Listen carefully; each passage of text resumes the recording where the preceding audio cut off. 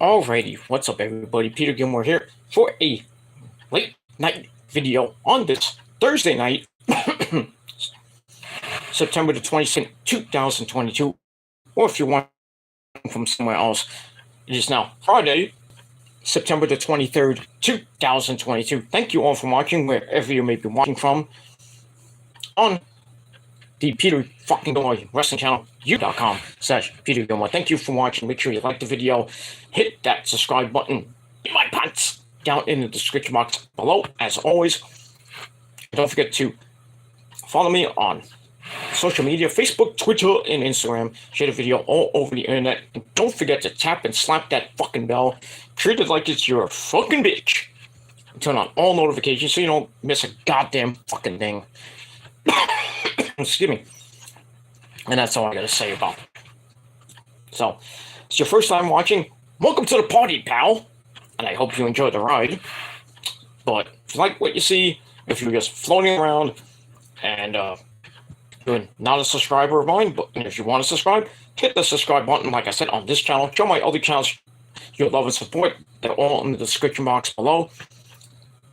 And like I said, hit the bell, get notified when I do a video, and hopefully you'll be notified. If not, then subscribe again, unsubscribe, resubscribe again, hit the bell again, turn on all notifications, and hopefully that'll work. If not, search my channels. That's all I gotta say about that.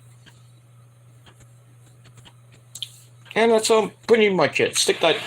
Hit that like button to death, and stick that thumb right up. You know who's behind.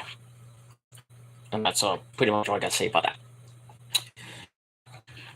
Alright, ladies and gentlemen, on this late Thursday night, September the 22nd, 2022, or if you're watching from somewhere else, September the 23rd, 2022, about a week away from the end of September.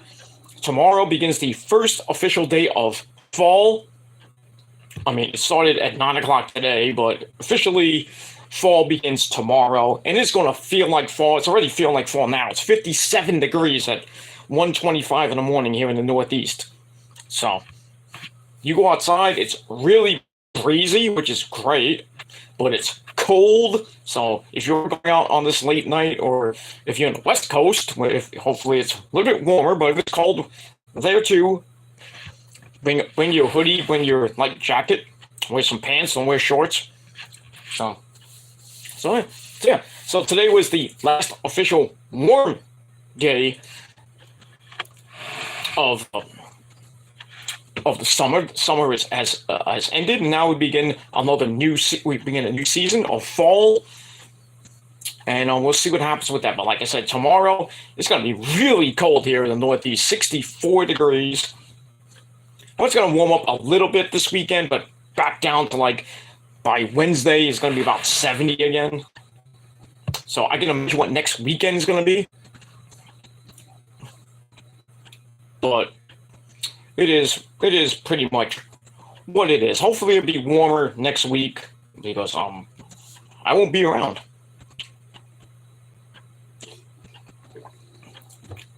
So that is one of my announcements I want to make before we start your Dynamite Grandslam review for yesterday.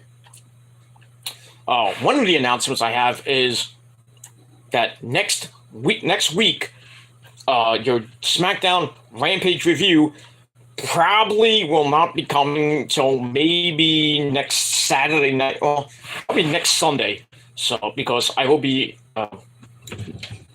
incommunicado for next weekend. So.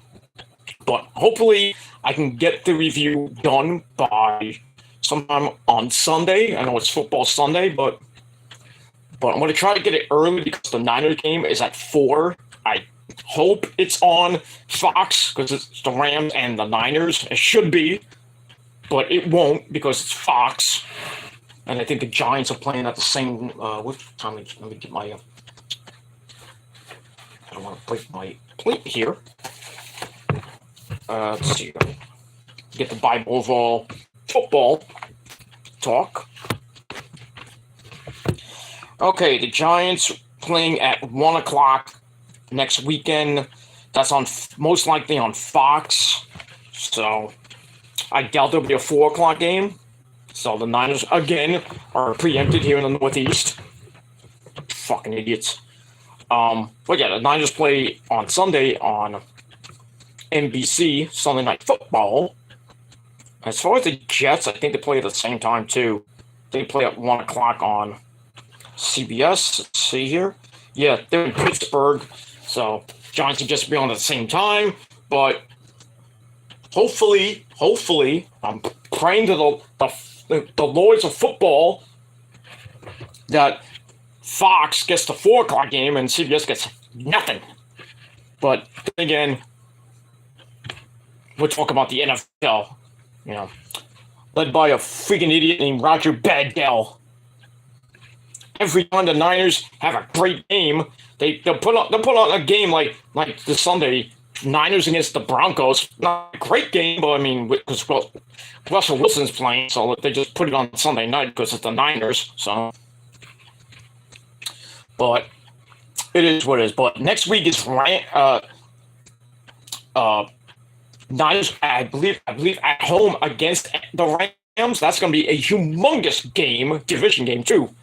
So, if I was the network gods, and because there is no network god there in Fox and CBS land, but the Fox people, I would put that game on Fox in the Northeast quadrant.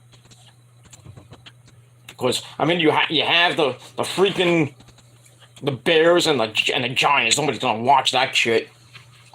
But that's your game in a week, and really, Fox should put the game in a week on at 4. On if it's at 4 o'clock game, and it's two great teams like the Niners and not so much the Rams, but that's a big game. You have to put that on TV next Sunday.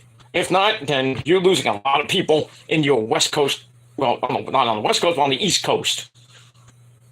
That's just me. That's just me. But it is what it is. So we'll see what happens with that. But like I said, as far as your SmackDown Rampage review for next week, next Friday, I will not be doing it until next Sunday, before the Niners game, hopefully. But we'll see what happens with that. And we move on from there. All right, like I said, it's Thursday night. It's late Thursday night, early Friday morning, 1:30 in the morning. So I want to get this done pretty quickly, and then I got to go to bed because I got a life and I got a job to do tomorrow. And I got to get ready for my weekend plans. And it is what it is, and that's pretty much it. All right, so hopefully you had a great day, and if not, well, too bad for you. That's all I got to say about that. And that's it. All right, let's get it done. Let's not waste any more time, because I'm not going to go too long with this video. And then I'm going to edit up a little bit and then go to bed, because I have to get up extra early tomorrow and do my job. That's that. All right, so right now at 1:30 in the morning on this Thursday night, September the 22nd, 2022, or September the 23rd, 2022, wherever you may be, it is time for your late and out of date AEW Dynamite Grandslam 2022 review from Arthur Ashe Hall Stadium in Queens, New York City. And I have to say, this wasn't as great as last year's, but still, for the 5th week in a row, Dynamite got over 1 million fans, 1.02. So I went down from 1.2 last week to a 1.02.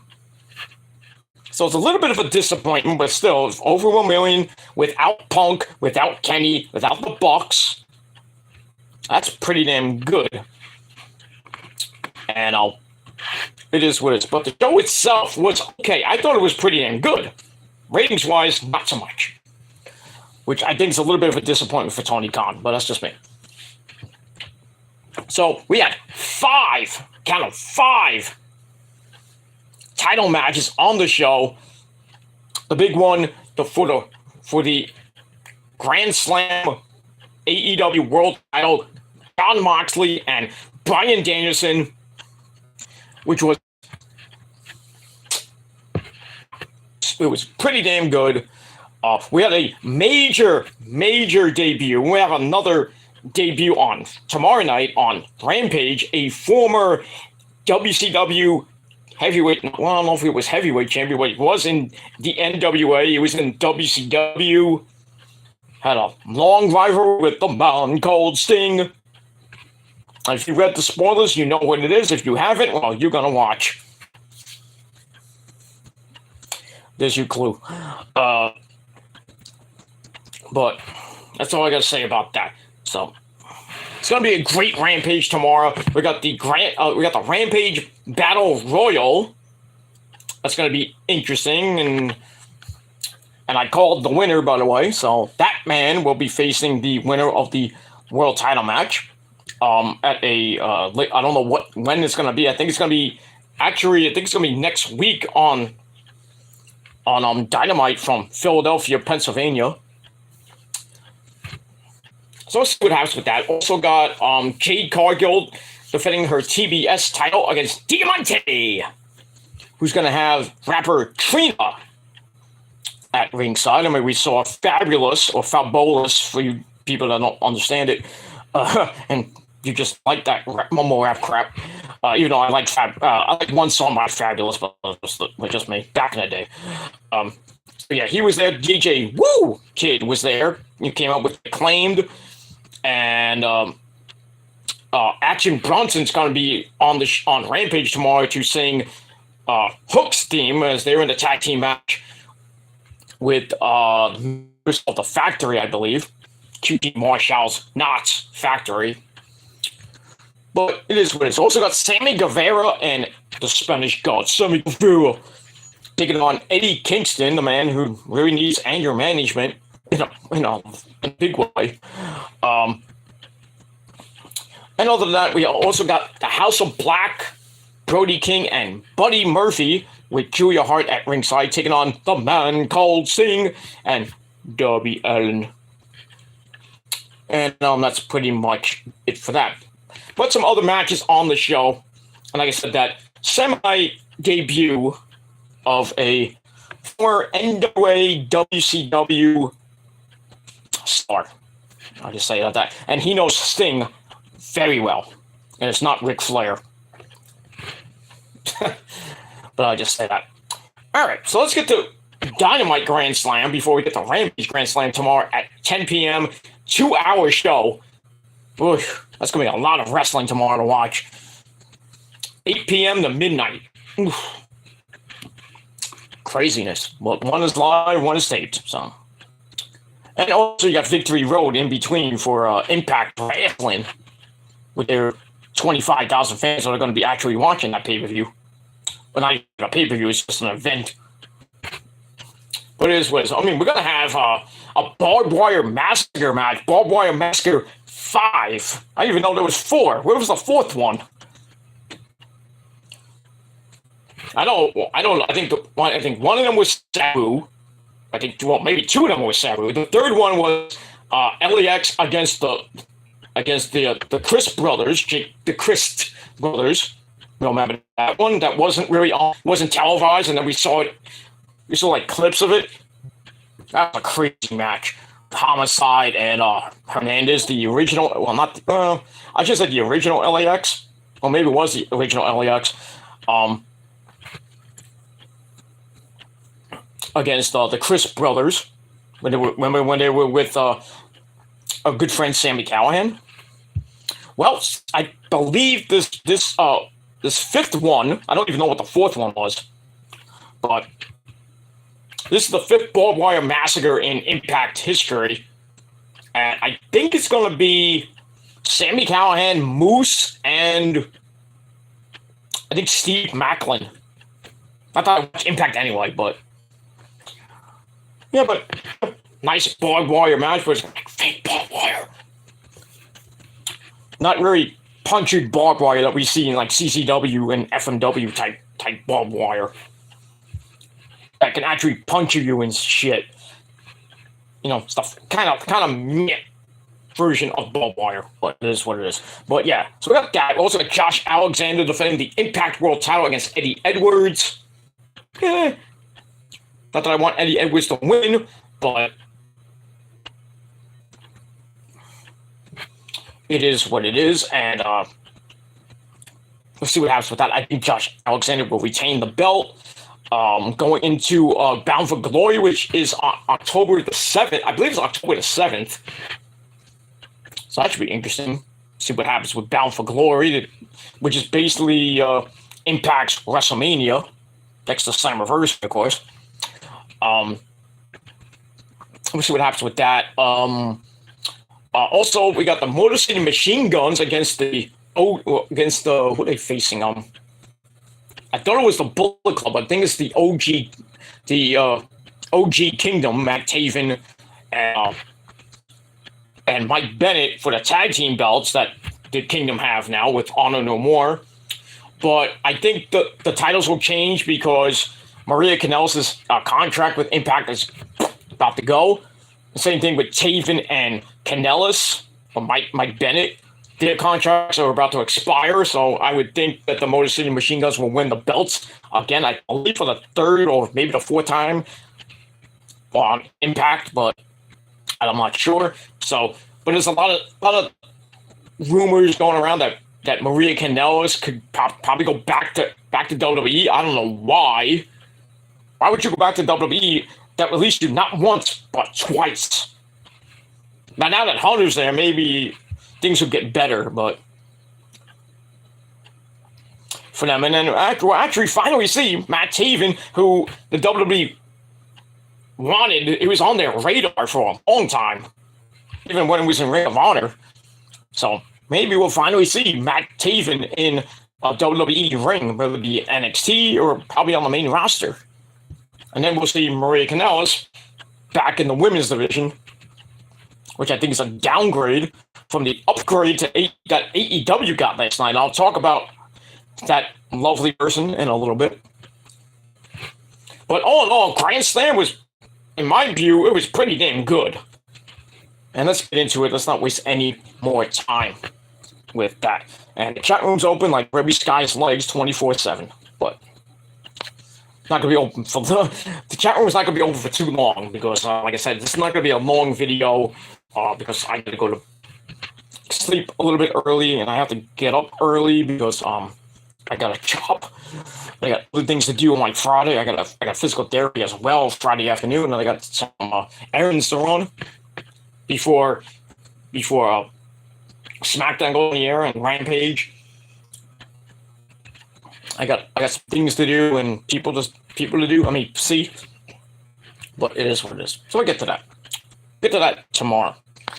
But anyway, let's get to our chat. People are in the chat. My good buddy from the UK, because there are good people in the UK, but all the people, not so much. But that's all I gotta say about that. Or if you live in British Columbia, you can go suck a dick. But I digress. Anyway, all right. So we got my good buddy, Little Valley Sport Rally, like man himself. Had a good one. I didn't watch most of your stream today because I was like sleeping, so I apologize. But I did leave a like. So anyway, Will Rally's in the chat. He says, "Hi Pete." Well, hi to you, sir. A lot of wrestling tomorrow. Impact well, it's not really a pay-per-view.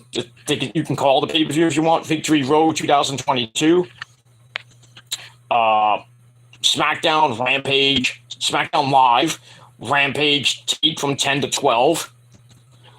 Impact is on the pay-per-view. I think it starts at 8. I think it starts at the same time as SmackDown. I would assume it starts at 9. I think it's 8 or 9. I believe it's 8 on your local pay-per-view, wherever you can watch it from, on a stream or the Fight Network or Bleacher Report. Not that I care about the freaking pay-per-view, because I really don't care about Impact that much anymore, except for one person, that's Rosemary. I don't even think she's on the card. I don't even know the card, besides a couple of matches, and that's it. I think there's a 6-way X Division title match And Mia Yim's involved in that. I know that. But like I said, Josh Alexander defending the Impact title against Eddie Edwards. This Barbed Wire Massacre 5, which I believe is Sami Callihan, Moose, and Steve Macklin.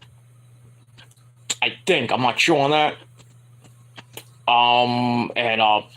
The Motor City Machine Guns against the OGK. OGK, the original Kingdom. Matt Taven and Mike Bennett with Maria Kanellis at ringside. Titles are going to change. I can damn guarantee that those Impact World Tag Team titles are going to be going to the Machine Guns, Alex Shelley and Chris Sabin. Because like I said, Taven and Bennett could be going to WWE, probably go to NXT or maybe the main roster with Maria Kanellis going back for a third time. In Mike Bennett's case, the second time. And Matt Taven just going there for the first time. But we shall see what happens with that. Hopefully they don't get AEW because they'll just not be good. I don't think Maria Kanellis will be, with what they got last night with Paige, Saraya Knight. I think Maria will be a really bad downgrade. I think that'll be a downgrade. You just got the hottest free agent in Paige, and you want to downgrade the freaking Maria Kanellis? I mean, you add another tag team, but if you get Bennett and Taven in AEW, you know what they're going to be mostly? Dark and Elevation. You're not going to see them on Dynamite or Rampage. Or maybe Rampage, that's it. But another tag team they don't really fucking need. I mean, need tag teams, but I mean, they already have a massive tag team roster. They just need a 6-man tag team roster. Not that many 6-man tag teams. I mean, they do, but besides the Elite, the Best Friends, the Death Triangle, who are the Chance, Best Friends who may be breaking up, members of the Factory, and they got the Wingmen. That's six teams. And it could put Dalton Castle and the Boys in there, even though they're Ring of Honor 6-man tag team champions. And we will see Dalton and the Boys on Rampage tomorrow. Like I said, Dalton's a free agent, so unless he re-signed with Ring of Honor, or he just signed for that night, I don't know. We'll see Dalton and the Boys. You put them in that six-man tag team title division, so you got 7 teams. And I was hoping that you would get Adam Cole, baby, and Kyle O'Reilly and Bobby Fishsticks, but since Bobby Fishsticks' contract ended, and I doubt he's coming back to AEW, especially if Punk's still there. Who knows with that? And speaking of Punk, I heard I don't know if it's a rumor, but it was on Ringside News, so it seems credible to me. That AEW possibly could buy out CM Punk's contract. That is a strong possibility, but why would they do that? I mean, just save money, but if they do that, guess where Punk might be going? He might have a reunion with Hunter, and they have to somehow coexist, and then maybe they bring in AJ Lee. But then again, I don't know what's going to happen with Punk. I know Punk's out 6 to 9 months anyway, so he's not coming back till Double or Nothing 2023 anyway. With Double or Nothing, what number is it up to now? 4? I think Double or Nothing is up to number 5, I believe. Their 4th or 5th year, I think. So I think it started in 2018. No, 19. I'm sorry, because it's the 2023 would be the 5th year. So there you go. And then Revolution would be, I believe, Revolution, I think, started in 2020. So this will be probably the 3rd or 4th one. And then you got All Out 5 coming out in summer 2023. And then Full Gear 5 in November 2023. And we'll see what happens with that. But I don't know what's going to happen with Punk between now and if he does come back, or they just eat his contract. They say we're gonna buy out his contract, and he can just run over to Phil. Run over to Paul, and Stephanie. Hi, Steph. We'll see. we'll see what happens with Punk. As far as Kenny and the Bucks go, I think they're coming back from because I think the Bucks have been trolling everybody on Twitter. What else is new? And Kenny was in Japan. Is still in Japan, I think, doing some video game stuff. So we haven't seen a new B&D Elite. We didn't see one this week. We didn't see one last week. So they're on a 2-week hiatus. So I don't know if we're gonna get one this Monday. We have to see. I think B&D Elite is gonna come back whenever the Bucks and Kenny come back, which could be any time now. I think the suspensions are over. From what I read, the suspensions are over, but when they're coming back, I don't know.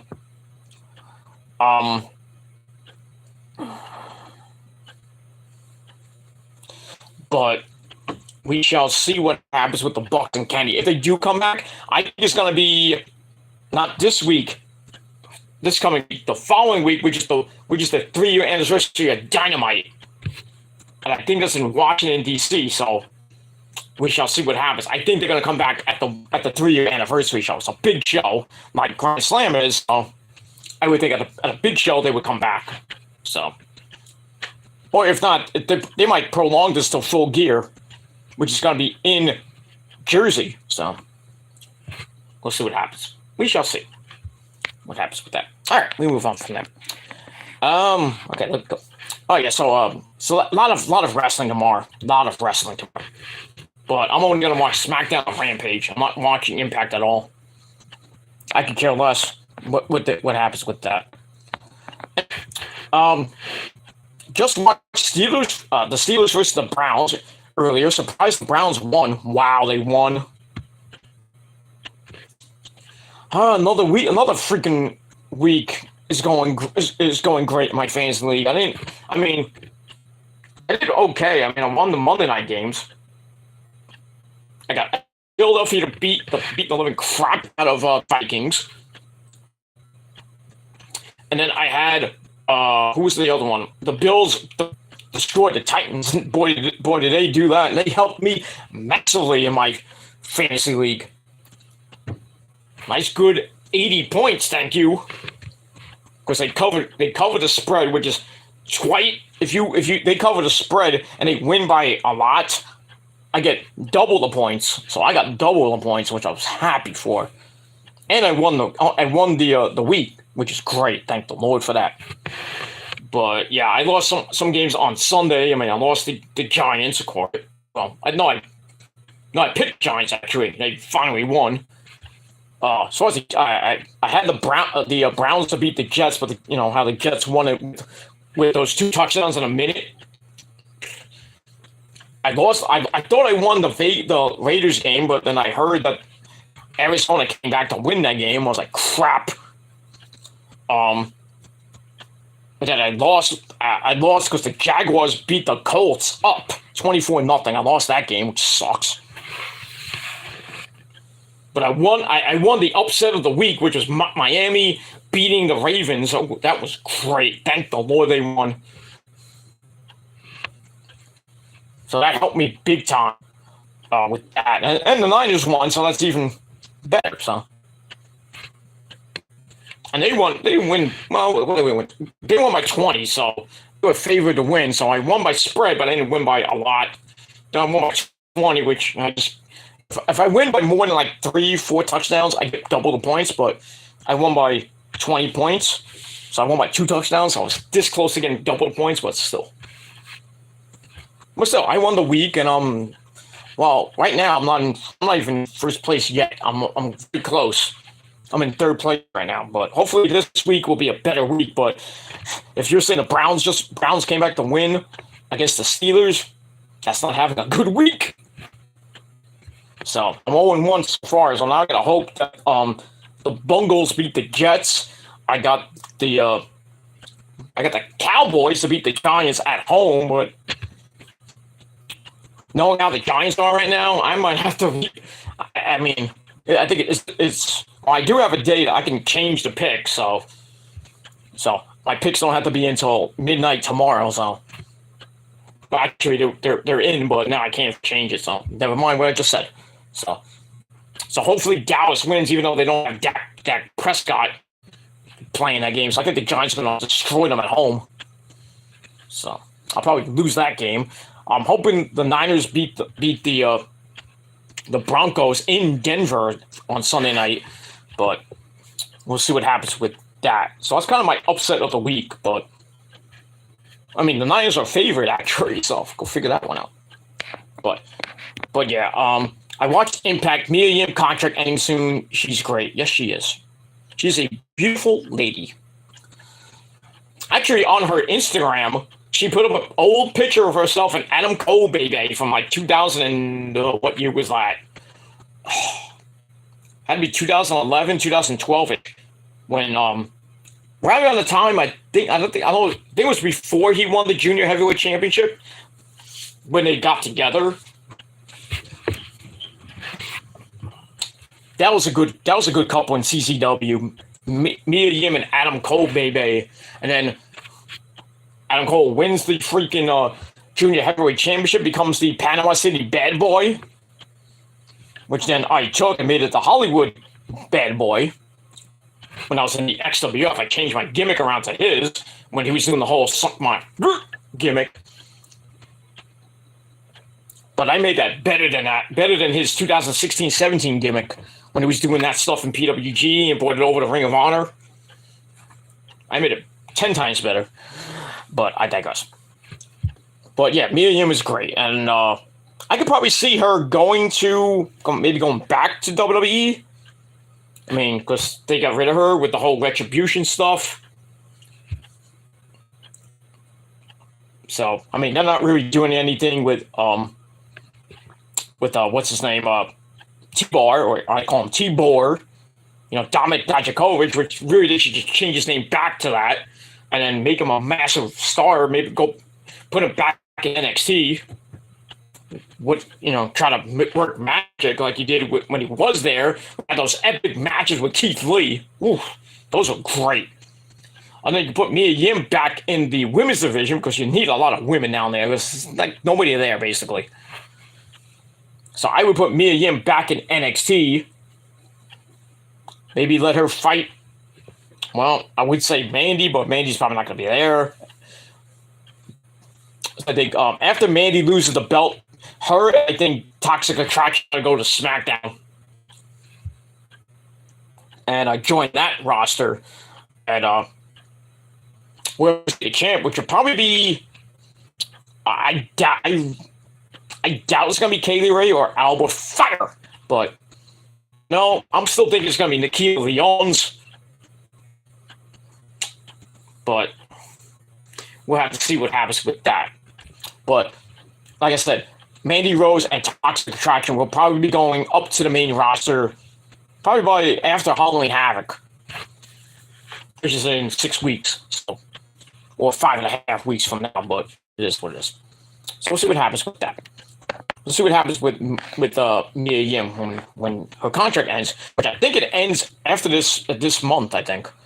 Or maybe after this month or after Bound for Glory. I gotta ask her that. Next time she does Twitch, I might ask her about that. If I have time and I'm able to watch it. So I'm a busy guy. Anyway, move on. We'll move on. Okay. I popped massive for a page. Sorry, Saraya Knight. Wonder where Maria Kanellis goes. She is hot. Nice. Yeah, she's got nice boobies and everything, but, she's married to a douche who gave her 2 kids. Mike Bennett, or Mike Kanellis, whatever you want to call him. Yeah. Maria's nice. I mean, I met Maria when she first came in the Ring of Honor. They were doing a meet and greet, and it was at the time when Nigel McGuinness was there, when he was the semi-booker, GM, whatever you want to call him. He was giving out, he was doing a meet and greet, and he was giving out copies of his DVD, because he has a DVD out about his life and shit. It's a good DVD. I don't know where it is. I have it somewhere in my other closet. So, where my DVDs and CDs and all that junk is.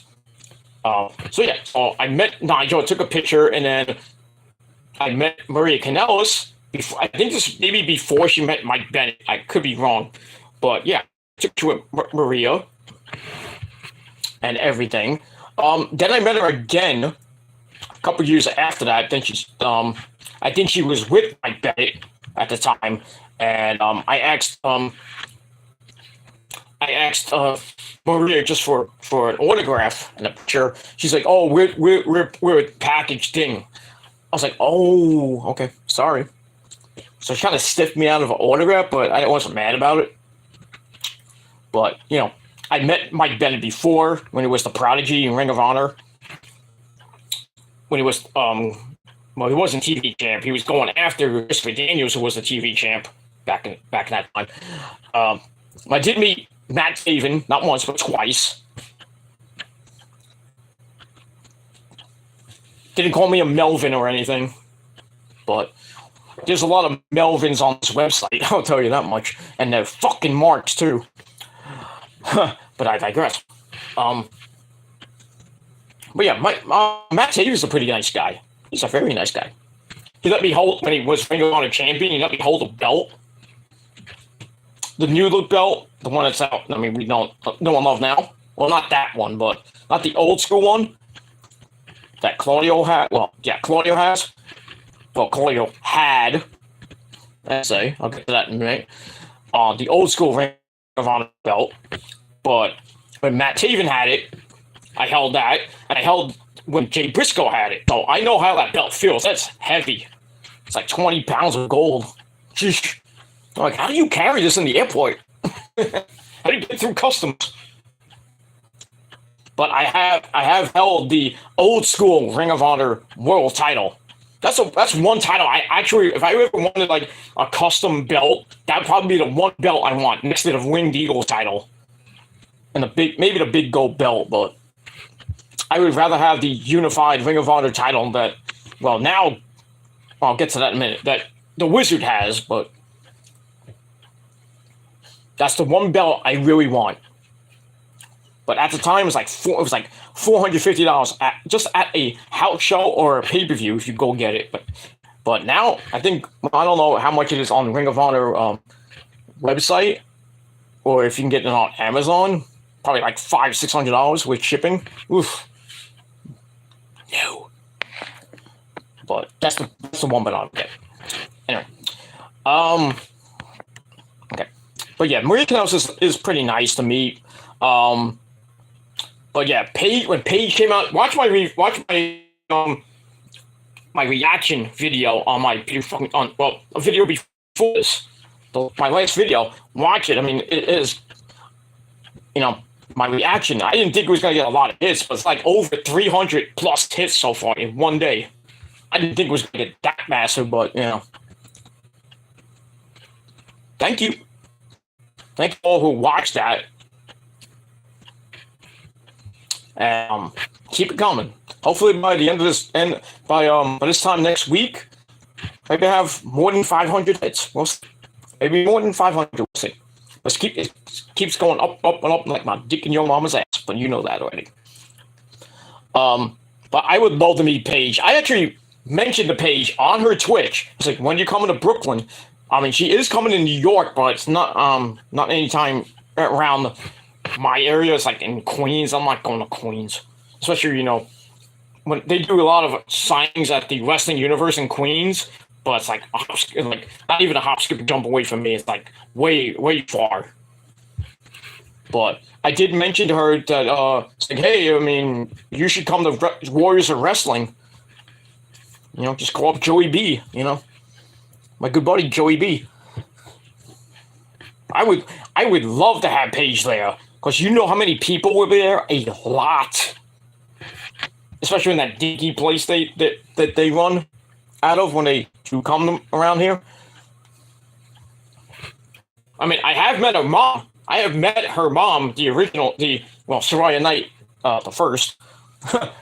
Paige's mom. We just call her Paige's mom.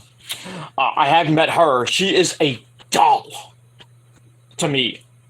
What I might actually do probably tomorrow, I'm gonna find that picture of Paige's mom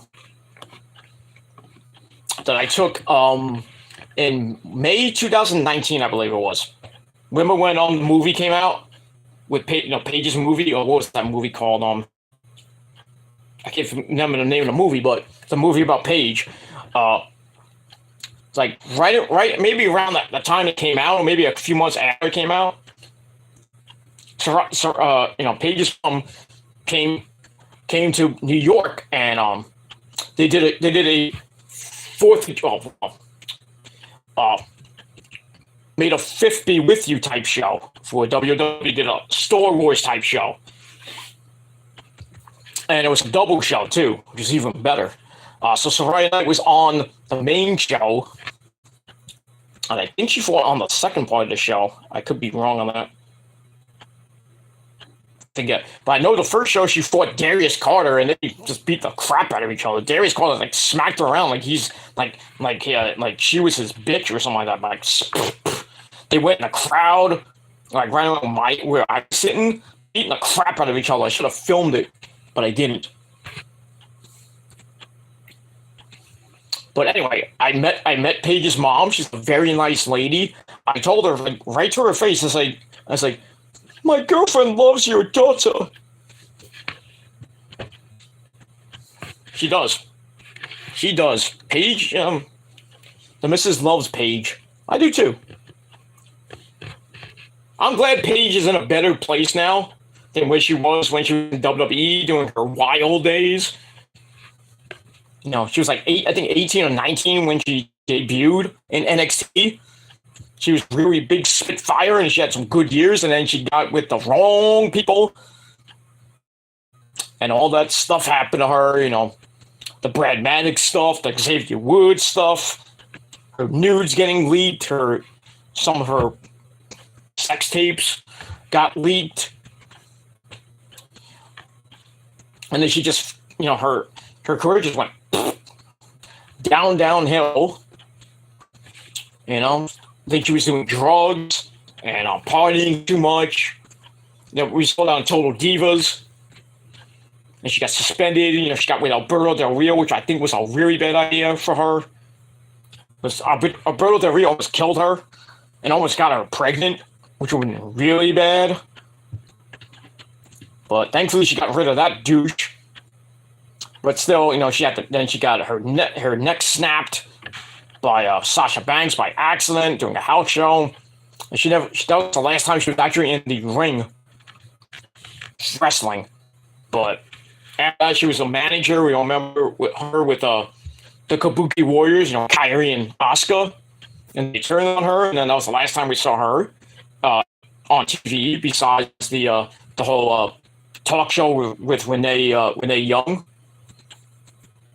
And then her contract ran out. We didn't know what was going to happen to her. I was hoping she would go to AEW. But there were talks that she would go to Impact. And this past summer, this summer, that Tony Khan talked to her. But I thought it was nothing of it. And then last night, she comes out, to the shock of everybody, with her real name. Well, it's not her real name, but her real name is, I think her real name is Brittany Knight. I don't know if it's Saraya Knight, but I don't know why she called herself Saraya, but it might be her real name. I'm not sure, but go figure. But yeah, she made her debut, coming to the aid of Toni Storm and Athena, to go after Britt Baker, Bebe, DMD Bebe, Serena Deeb, and Jamie Hayter. But she is medically cleared, so she can wrestle. I just don't know when she will. I'm hoping next week. But Tony Khan did announce that Paige has signed with AEW. She is now All Elite, and it is a humongous pickup for AEW. That women's division just got a jolt. Because it was doing really bad. But it's still at that witching hour, the death slot at 9:15, 9:30 on Dynamite, which sucks.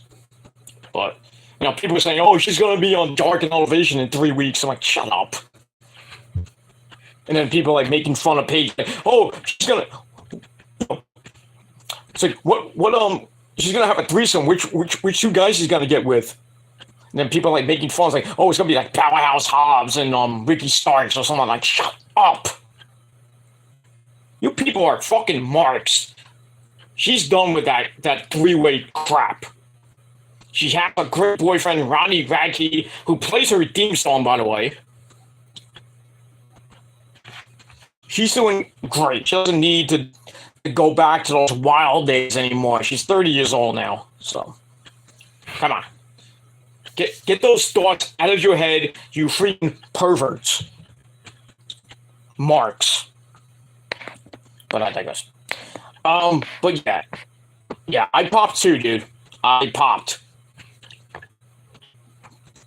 Not mark out to the point where like jizzing in your pants pop, but that's just like Kyrie came to AEW or just came back, to WWE. I would just like go massively to the bathroom. You know what I mean? Ooh, I'll be right back. But it is what it is. We'll move on. We're not going to go back to that. All right. Don't forget the brilliant. Well, you said brilliant. Is that a word? Don't forget the brilliant Brandy Rose is training in the Performance Center. WWE, she had a match in the Performance Center. Oh no, she's going to be wrestling. No. Go away, Heat equals Brandy Rose. Yeah, pretty much. Yeah, if Brandy gets on the main roster, it's over. It's a wrap. Because they're going to give her the belt. Because when Cody gets the belt, he's gonna want Brandy to get the belt. And then who wants to see Brandy Rhodes with a SmackDown or Raw Women's Championship, or even the NXT Women's Championship? You know what she should do? Stay home and be a mother to their baby daughter Liberty. I actually saw pictures of Cody Rhodes' baby. Doesn't look that bad. Not bad, Cody. Not bad. Salute. But yeah, Brandy Rhodes should stay far away from a wrestling ring. Actually, you know what she should do is, how about going back to ring announcing? Remember when she was Eden? The ring announcer, Eden? That's before everybody knew her real name was Brandy Rhodes. That's how Cody met Brandy. And when Brandy was Eden, the ring announcer. So maybe she can take over for who's on SmackDown now? What's her name? Savannah? I think her name is. The one that's going out with Ricochet. I think her name is Savannah. I think. I could be wrong. But yeah. Don't want to see Brandy Rose ever in a wrestling ring. All right. Quick question. Make it quick. Quick question. Did you know that yes, you, mate, can save 15% or more on your car insurance by switching to Geico? This is Michael Caine. I do a pretty damn good Michael Caine impersonation. It's legendary. Don't you think? Anyway, quick question. Did you know Paige Saraya was going to appear last night? No. I know Tony Khan has surprises coming, and I didn't think it would be Paige. I thought it would be like someone like Adam Cole maybe would come back, or maybe the Elite would come back. That would be a big surprise. But Paige, I didn't think that at all.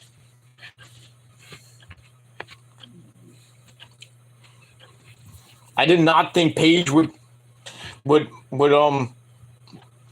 be in AEW. I mean, I had a thought that she would go there. I mean, she was a free agent. Her WWE contract expired. We just didn't know what she was going to do. She has the itch to come back to wrestle. I knew she was medically cleared, but I didn't know if she was going to go back to WWE. They were going to re-sign her. I mean, Hunter did want to re-sign her. after him and Stephanie took over, he wanted to re-sign Paige. Too late, Hunter. Too late, Steph. Hi, Steph. But Tony Khan just swooped in and took her. Now she's gonna give that AEW women's division a jolt. She's going to be the revolution, no pun intended, of the women's division. I can't wait for her first match, which could be against Kylan King, because Kylan King won on Twitter after Paige went on Twitter, just said hi, and then Kylan King went right after that, she goes, "Oh, you're here." Says, "Well, let me be the first to challenge you." I was like, okay. So we'll probably get Paige versus Kylan King on a random episode of Dynamite, which could be next week. It could be on Elevation. It could be on Dark. I don't know when it's going to be. But I think when Paige makes her in-ring debut, it's going to get a massive pop from the crowd, of course, wherever it may be in. I think she's going to be good, but she'll be a little bit rusty. I'm coming back after like 7 years, like Punk. So we'll see what happens, and if she still uses the same moves, like the Rampage or the STO, or not the STO, what was the PTO, the Page Tap Out, the Scorpion Crosslock, which won a lot of matches and titles, and the Rampage too. But we'll see what happens with that. Let me move on from there. But I did not know she was going to be in AEW. I didn't. I heard rumors, but really shocked. Clear by AEW, not clear by WWE. Weird.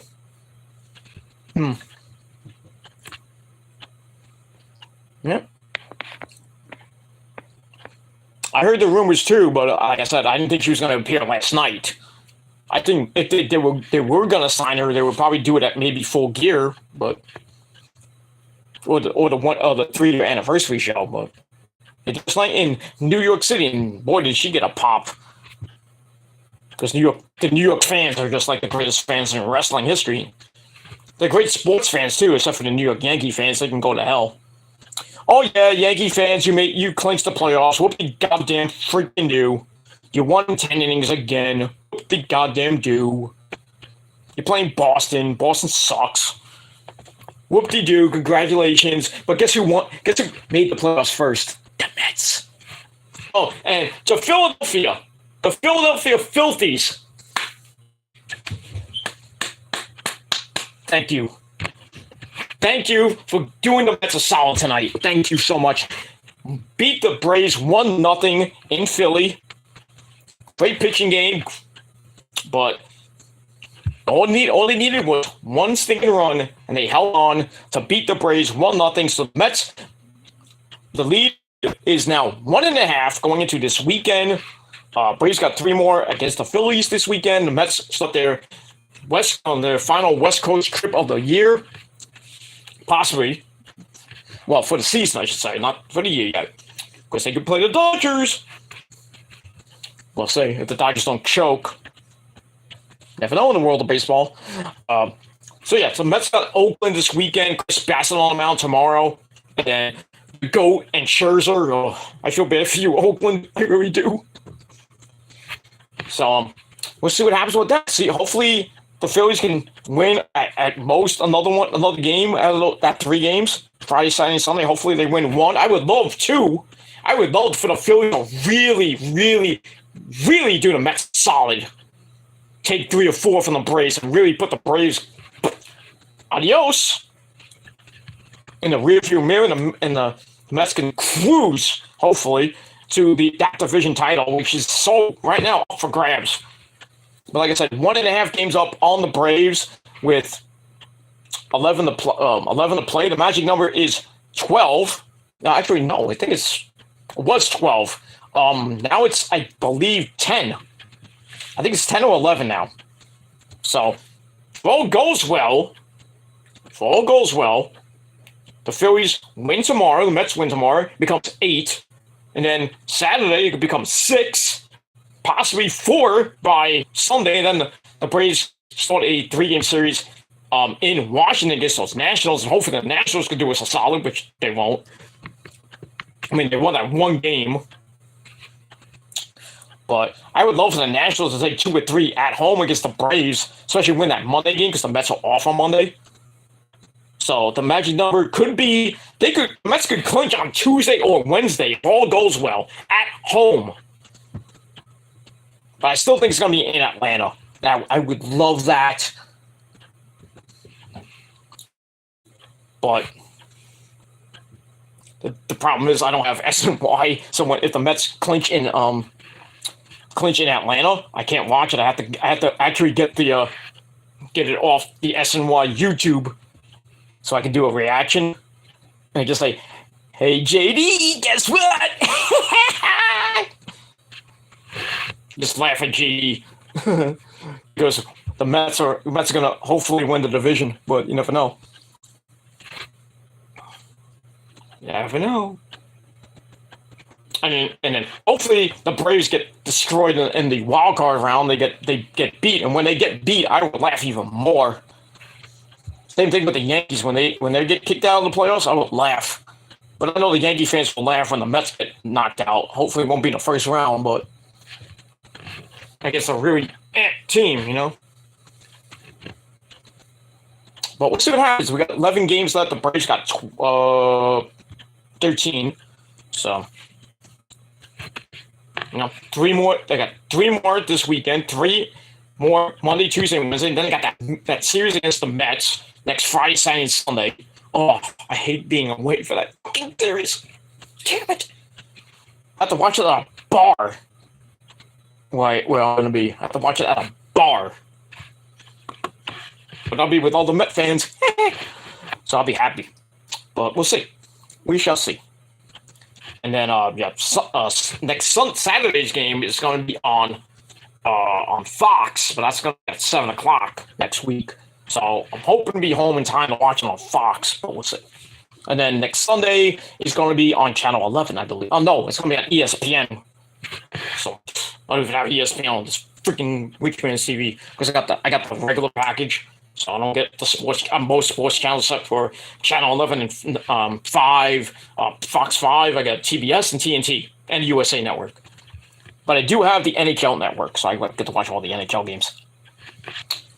Speaking of that, the Rangers begin in 2 weeks. I can't wait. October the 11th at MSG, the home opener against the Tampa Bay Lightning. Revenge. Oh, we're getting revenge that night, baby. I will be there. But you won't get any pictures, so I don't give a shit. But I can't wait. Hockey's coming around. Like, it's just around the corner. Preseason hockey begins this weekend, actually. Not that I care because it doesn't count. Like preseason football and spring training. And a whole bunch of other shit. And we move on from there. Alright, talk for enough. Where are we here? Okay. Sorry, did not watch game NFL. Hope I didn't spoil it. Sorry if I did. Which game? Oh, the Browns game. I did watch some of it. I did watch some of it on Amazon Prime. So I get that for free. I could have. I have the NFL Network too. So, not actually, I don't. I have Red Zone, so I just fired up Red Zone. I could watch it too.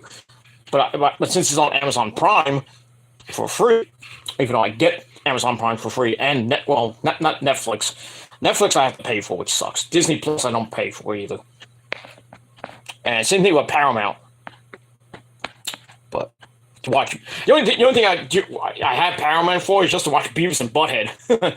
And the new episodes are holy crap, they are funny as fuck. Anyway. Well, you didn't spoil it for me. I watched the game. All right. Quick game, that Miami Ravens game was Tua versus Jackson. Both great. Yeah, that was a great game. Great game. Lamar Jackson, 6 touchdowns. And it didn't even matter.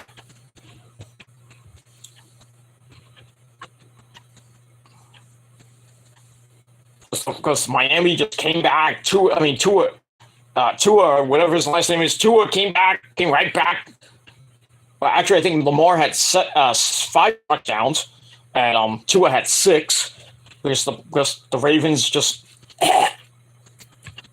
choked at the end, like they always do, especially in the playoffs. So ask Taco about that. He knows. He knows firsthand. But yeah, that was a great game. That was a great game. Miami beating the Ravens. That was great. Thank you very much there, Miami. But yeah. Buffalo might no, I think the Patriots play. Let's see here. I have my statistic book in here. Let me just go to it. I have to go to the schedule here. Read it because it's really.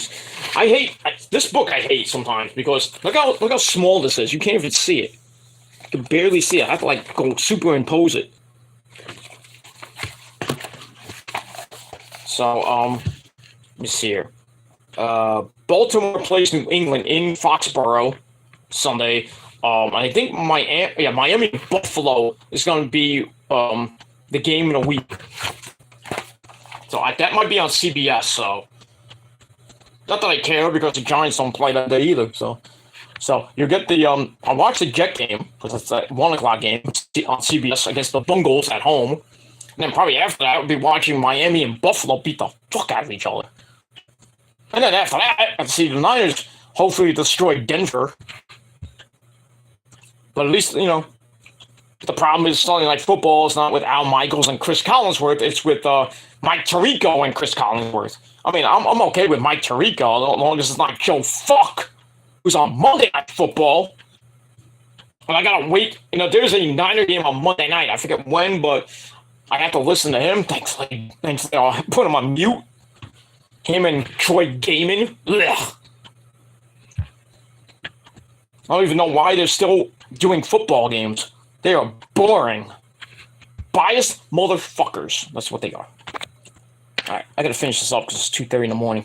And I haven't even talked about Rampage, Dynamite yet. Alright, we're gonna get to it though. We're gonna get to it. Okay.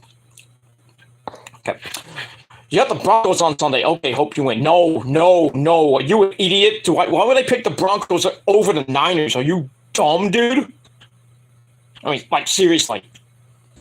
Seriously. Why would I pick the Broncos over the Niners? And I'm a Niners fan. Why would I do that? You know who would be really upset? That guy. My brother from another mother would be really upset with me. And I have Niners clothes. It's like, burn that shit. I'm like, come on. Nah, I got the Niners by spread. No. I never pick against the Niners. I always have them to win, no matter who they face. I don't care if they're facing Brady, and they will be facing Brady in November, I think, or November, early December. And I have the Niners to beat the fuck out of Brady. Brady is an overrated schmuck, and his balls are still deflated. But I digress. Niners should win that game. They should. We'll see. George Kittle's coming back because he practiced the last 2 days, so he should be in the lineup. So Niners gonna jolt on offense, even though I still don't like Jimmy G. Jimmy G can go suck my dick for all I care. But I digress. Anyway, what's a Melvin? Why don't you ask Matt Taven that one? No, a Melvin is kind of like an idiot or like an emo. Kind of like what Mr. Kennedy calls a dummy. No, not Mr. Kennedy. Sorry. Eli Drake calls a dummy. Yeah, but so I get that. So Melvin's kind of like a dummy. There's a lot of Melvins and Marks on this very website. I know a lot of them too, but they're all cowards. But I digress. That's cool meeting Maria, Matt Taven, Awesome Pete, good stuff. I met a lot of people. You know why? Because I'm Mr. VIP. Very important people. Yeah, good stuff. I met Julia Hart too. And I'm going to meet Tessa Blanchard pretty soon too. And yeah, that's pretty much it. Anyway, got a reaction to Soraya. Where's that, Pete? I've not seen that which channel. This very channel. Go back a video. Is it there? It's there. Hopefully you hit the bell. That's probably why you didn't see the video, because you didn't hit the bell. Or maybe you didn't get notified if you did hit the bell. That's what happens. This website, the notification system is just really, really, really messed up, among other things on this website, was Susan and her team of monkeys can't fix anything. I can only imagine what next year is going to bring for YouTube. It's probably the same fucking problems. The inmates, the trolls are going to run the asylum. Nothing's going to get done. Or, God forbid that Google just breaks away from YouTube. But that's asking way too much. Or Susan gets fired, which I would love to hear. I would do a video immediately when Susan gets fired or gets replaced. I was like, "Bye, bitch." Hopefully another bitch doesn't come in, or another dude. If a dude comes in and runs it like Susan's been running it, we're just like, well, another dick came in. Really, YouTube should have never merged with Google. Never. They just made it incredibly horrible since the YouTube Google merge, which I think happened. I forgot when that happened. It had to be around 2000, around when I started, I think. Maybe a little bit after I started. When I heard you, it was so easy to make a YouTube channel and everything. And then when Google merged and they told you, it's like, oh, now you're gonna make a Google account just to stay on the website. I'm like, what? That was confusing. And then they started taking everything out, like Google Hangouts, which I thought was great. Now it's replaced by StreamYard. It's still the home of drama, but everybody that does StreamYard Hangouts, StreamYard videos, mostly it's all drama based. That's why there is no YWC. It's been replaced by the YDC, the YouTube Dick community. Because everybody that's just doing drama videos are most of them are dicks. With really tiny ones, that's why they need Blue Chew. But I digress. But yeah, go back to the video and watch that. My Soraya Knight page reaction. Do it now. Give a like. Anyway, my favorite women wrestlers ever. Number 1, Trish. Number 2, Paige. She's so good, only 30. She must have been young when NXT champ and beat AJ Lee on the main roster debut. Yup. She has some good matches in NXT against Charlotte. Well, yeah, against Charlotte, against Natalia, when I think she won the belt from Natalia, I believe. Then she got pushed right to the main roster. And then beat AJ in her first night. And then she had to get rid of the NXT title, which she jizzed on. Well, not jizzed on, but Brad Maddox on. That's around the time she started her wild ride, if you know what I mean, right there, Xavier Woods? Don't go all weight at all, like your boy, Xavier Woods. That guy's a lucky guy. Just saying. Yeah, my favorite women's wrestlers are, I gotta put Trish as number 1. Trish number 1, Asuka number 2, Kairi number 3, Io number 4, and number 5 would be Lita. That's my top 5. There you go. Oh, I put AJ probably in the top 10 at least. And same thing with with what's her name? Sasha. Put her probably in the top 10. But I pay respects to the old school. So if I had a top 25, I would definitely put Judy Martin in. I would definitely put Randy Richter in. That's in the 80s old school stuff. Medusa Michelli, or otherwise known Alondra Blaze, probably put her in the top 25 somewhere. Definitely Melina. Gotta put Melina there. She should be in the Hall of Fame. Mickie James, Victoria, Tara. Who else? Ivory, I probably put there. But yeah. Speaking of Victoria and Mickie James, I was on their on the show. Not live show. They're doing a premiere. I think it was yesterday. Yeah, was it yesterday or Monday? On their on the SoCal Val's channel with Mickey James and Victoria called GAW. That's Grown Ass Woman or Women on YouTube. Check it out.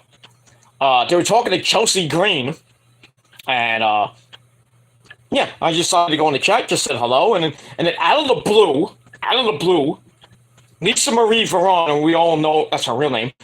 We all know her as Victoria or Tara. She said, "Hello, Peter." I'm like, okay. And she was, she used the mod and everything, so I was like, it had to be the real her. And then somehow Val said hello to me. That's kind of cool. And then, I was me and Victoria were like, I brought up like saying, oh, Victoria and Mickey James should be in the Hall of Fame. They should be the old women's WrestleMania Hall of Fame, and like Melina should be the headliner, then Mickey James, and then Victoria, and then Judy Martin, and maybe the Jumping Bomb Angels. And right after I left that comment, not Mickey James, sorry. Yeah, a lot of people are with me, and then Victoria's like, "Thank you." Then so-called Val kind of agreed with me too. So that's cool. I mean, that's not the second WWE woman that I followed. Besides Melina, that I said that you should be in the Hall of Fame. So I told Victoria, you said you should be in the Hall of Fame. She said, "Thank you." Same thing with Mickey too. Or sorry, Alexis LaRue. It's a real name, Alexis, but we all know her as Mickey James. Mickey James, I love you. Okay, but yeah, Fighting with My Family. That's the movie. That's the Page movie. Thank you. Anyway, where are we here? Okay. I am not a fan of Del Rio. Well, who isn't? Why he wasn't nice to Paige, massive Paige fan. I don't know. He kind of was nice to her. They were going out. They seemed like a couple, but even though Del Rio was like 50, she was like in her 20s. So basically, like Paige is going out with her, like somebody that's old enough to be her dad. She almost got pregnant. Thankfully, she didn't.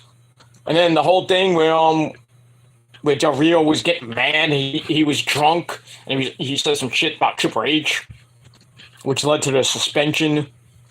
And then after that, gone. Del Rio went bye-bye.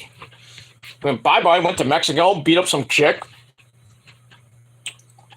And he thinks he's going to go into the Hall of Fame. For what? Why would you put Del Rio in? I don't even want him in.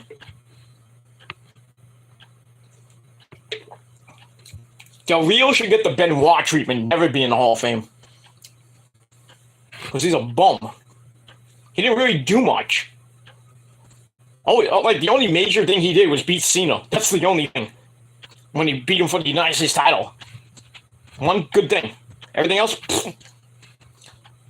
Really, you know what they should put in? His manager, Ricardo Rodriguez. Alberto Del Rio. That's the shit they should put in the Hall of Fame. Put in Ricardo Rodriguez. Just for that reason. I digress. But yeah, he's a bum. It took me a while to figure out who it was until Saraya popped up on the Titantron. Wow. Yeah, that me too. Me too. I didn't know whose music that was. I'm like, who the hell is this? And then when it said Saraya, I was like, what?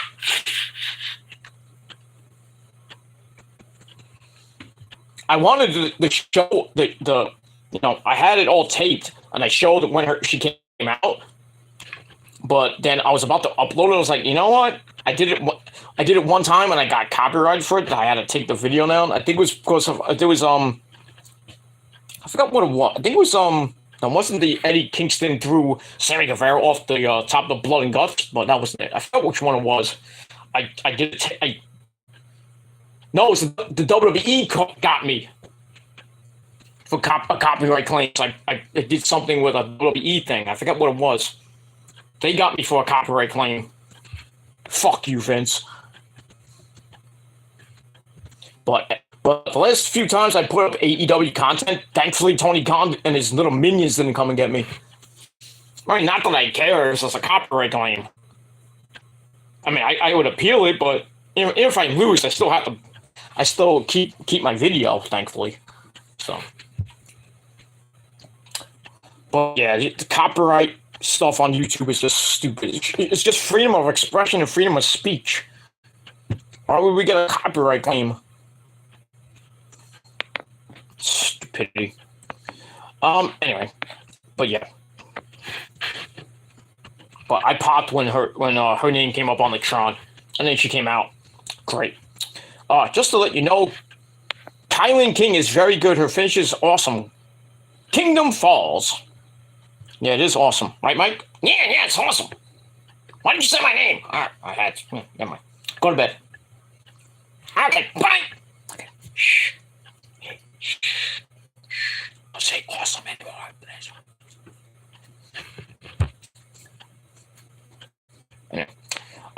Yeah, she's a pretty good wrestler. I've seen her in the indies, and I've seen her on Dark Elevation and on, well, the last two times on Dynamite when she basically got destroyed. But it was by Tony Storm that she got destroyed by Britt Baker. Whoosh. But yeah, and Paige is probably gonna beat the crap out of her too. Page turn when Paige's finisher. Yes, that's another one. She has the Page turner, which she used to win the Divas title at the time. Oh yeah, Maria Kanellis wants to, if she comes back to WWE, she wants to bring back the Divas Butterfly title. Like, no, don't bring that crap back, please. Please do not bring that belt back. It was a hideous looking belt. If you want to bring back a woman's title, bring back the old school women's title from the Attitude Era that Stephanie had and others have had. Bring back that type of belt. Or bring back the old 80s belt that Travis Mueller, Wendy Richter, and so many other people had. I think that they retired it after a while. I don't even know what happened. I think after Wendy Richter had it, and then I think she lost it to Judy Martin, or I forget who she lost it to. I don't think we ever saw the women's title from in the golden era, even into the new generation era. I think after that, we didn't see a women's title until I believe the Attitude Era. When they brought it back, I think. I don't even remember, to be honest with you. I don't even remember when the women's title came back. So I thought they got rid of it, said forget it. I think it was like the late 80s or the early 90s. I have to check that out. But I could be wrong. But yeah, they bring that belt back, the belt that Wendy Richter and Fabulous Moolah used to have. They should bring that back. Or the Attitude Era women's title. That was a nice looking belt. The Divas title looked like crap. And now, basically the women's title looks like the freaking unified title, the men's title. Like, the strawberry shortcake belt on Raw and the blueberry belt. But now that Roman has it, it's basically the licorice belt, which is the WWE title, and the strawberry shortcake belt, which is the Universal title. But they want to have new looks, then get rid of that crap. I wish to get rid of the WWE title, bring back the big gold belt, keep the Universal title. Or keep the WWE title, get rid of the Universal title. Or just get rid of that, bring back the Winged Eagle title for the unified belt. Or bring back the undisputed belt from the Ruthless Aggression era, which I would love to see again.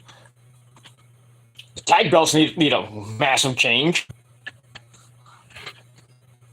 But from some pictures I saw on Twitter, they're basically gonna look basically the same, but just a different strap. Different colored strap. It's not like a black strap. And still looks like a penny or a copper thing.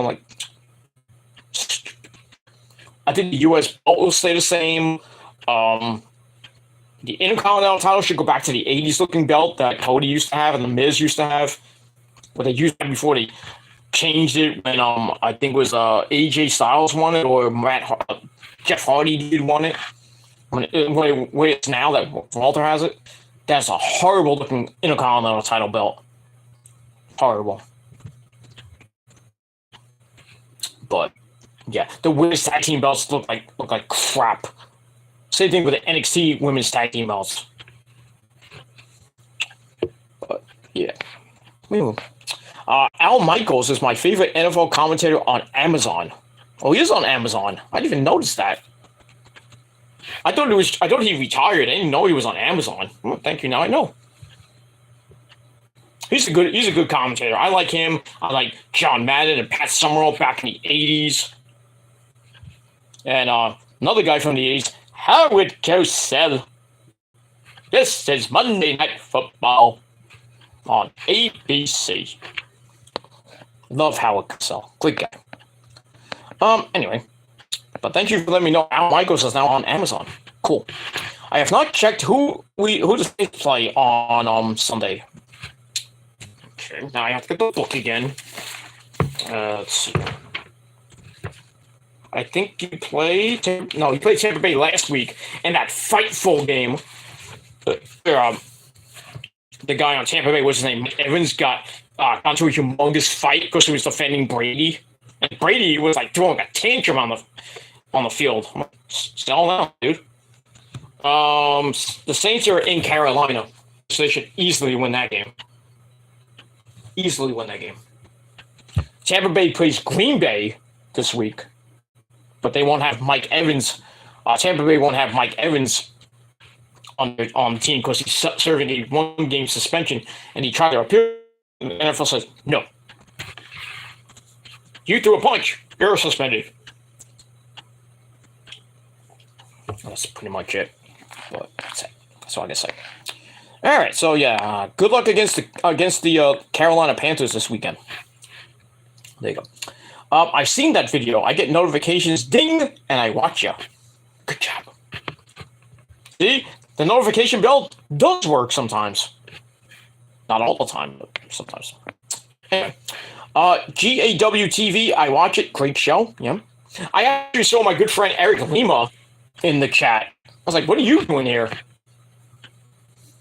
Thanks to Eric Lima and everybody on the Rant and Rave podcast. I did watch some of it tonight. Great show as always with Brandon Martin wasn't on the show tonight with Jordan Little, Eric Lima, Michael Bombardier, David 3000, and everybody else was on that show tonight. Good stuff. Episode 154 tonight. So go on the Brandon Martin channel. We watch it. And tell him Peter Gilman sent you in the comments.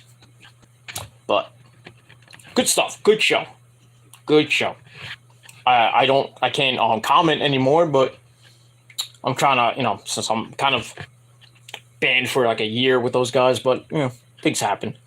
But hopefully by this time next year I'll be back in the chat, maybe on the show. I'd love to be on that show if I have the time, of course. But I don't have much time these days to be on people's chats or go on panels. Even Case's panels, can't do it.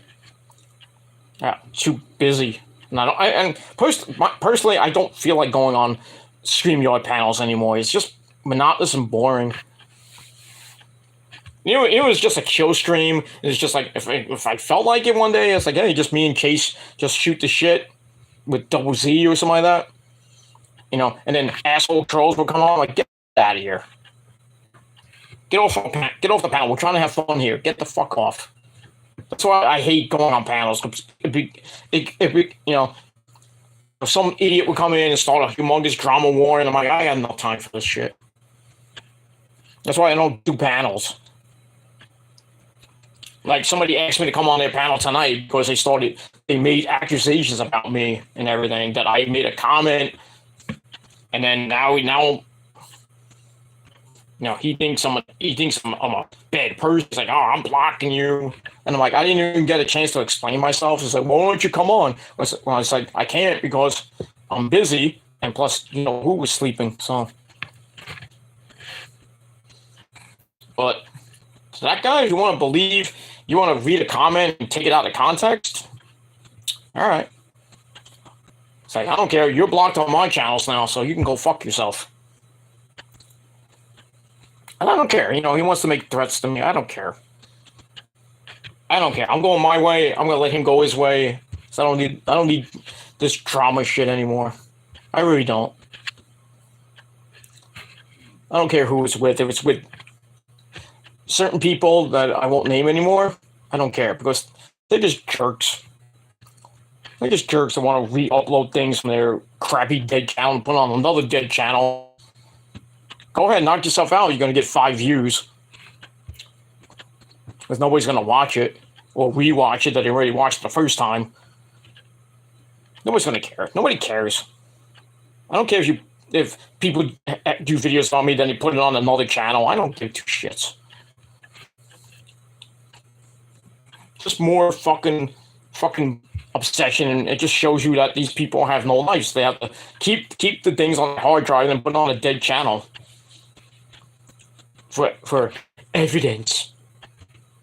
Oh, I do too in my playlist. So keep fucking around and finding out. Eventually, it's gonna come back to you. It ain't gonna come back to me. Like I said, I don't care about these people anymore. I don't. Whatever they want to do. I don't give a shit. Make all the false accusations you want about me, because you don't know me from a hole in the wall.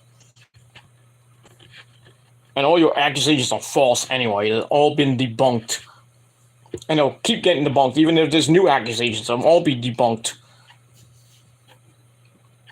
But that's all I can say about that. All right, enough about that garbage.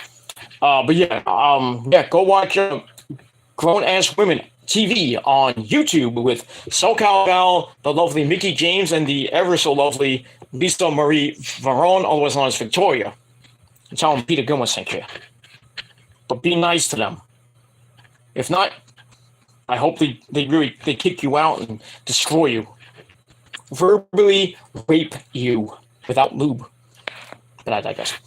Have you seen Karrion Kross' impression of Jesse the Body Ventura? Wow, on Twitter in the gym. Yeah, I did see that with Chris Van Vliet. It is pretty damn good.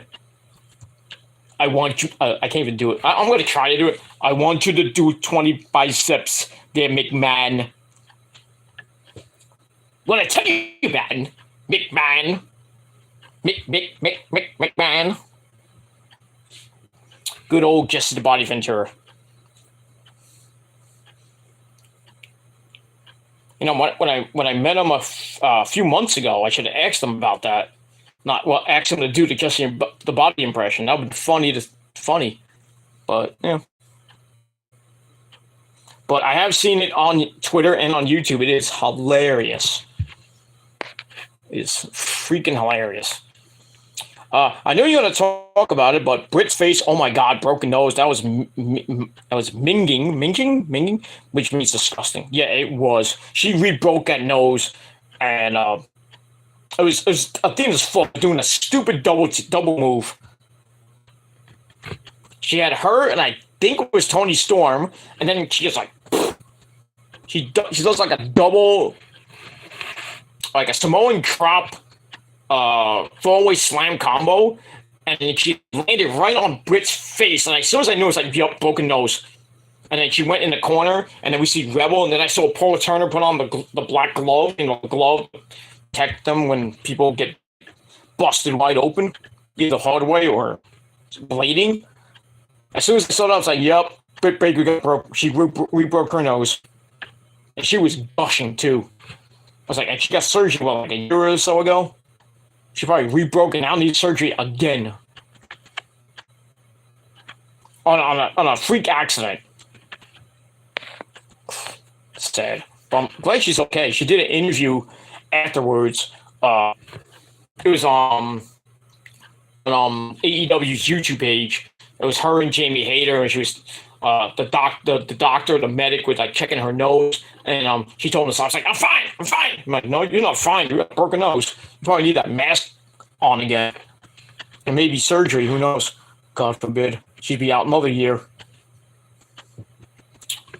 That's gonna be not a big hit to the women's division, but now that they don't, if she goes, then you don't have Thunder Rosa. I mean, Paige is going to be the star of AEW now, so maybe it's a blessing in disguise. I don't know, but yeah, Yeah, not a great thing to see. Did you see Brian Alvarez tweet? Ha, please stop trying to kill Britt. No, I did not see that yet. I will see it. I will probably see it probably tomorrow. Because I got to go to bed soon. Al Michaels got a new deal. Does Thursday Night Football on Amazon Prime. There you go. Oh, there you go. Good. So when the Niners are on, at least I can hear somebody that's actually good instead of like a dick like Joe Buck or Joe Fuck, because he's annoying and boring. Same thing with Troy Gaiman. He's boring as fuck. I'd rather hear somebody good instead of two schmucks. But I digress. I cannot be bothered with that crap. Trolls, stupid comments, very sad. I'm lucky, get nothing. Well,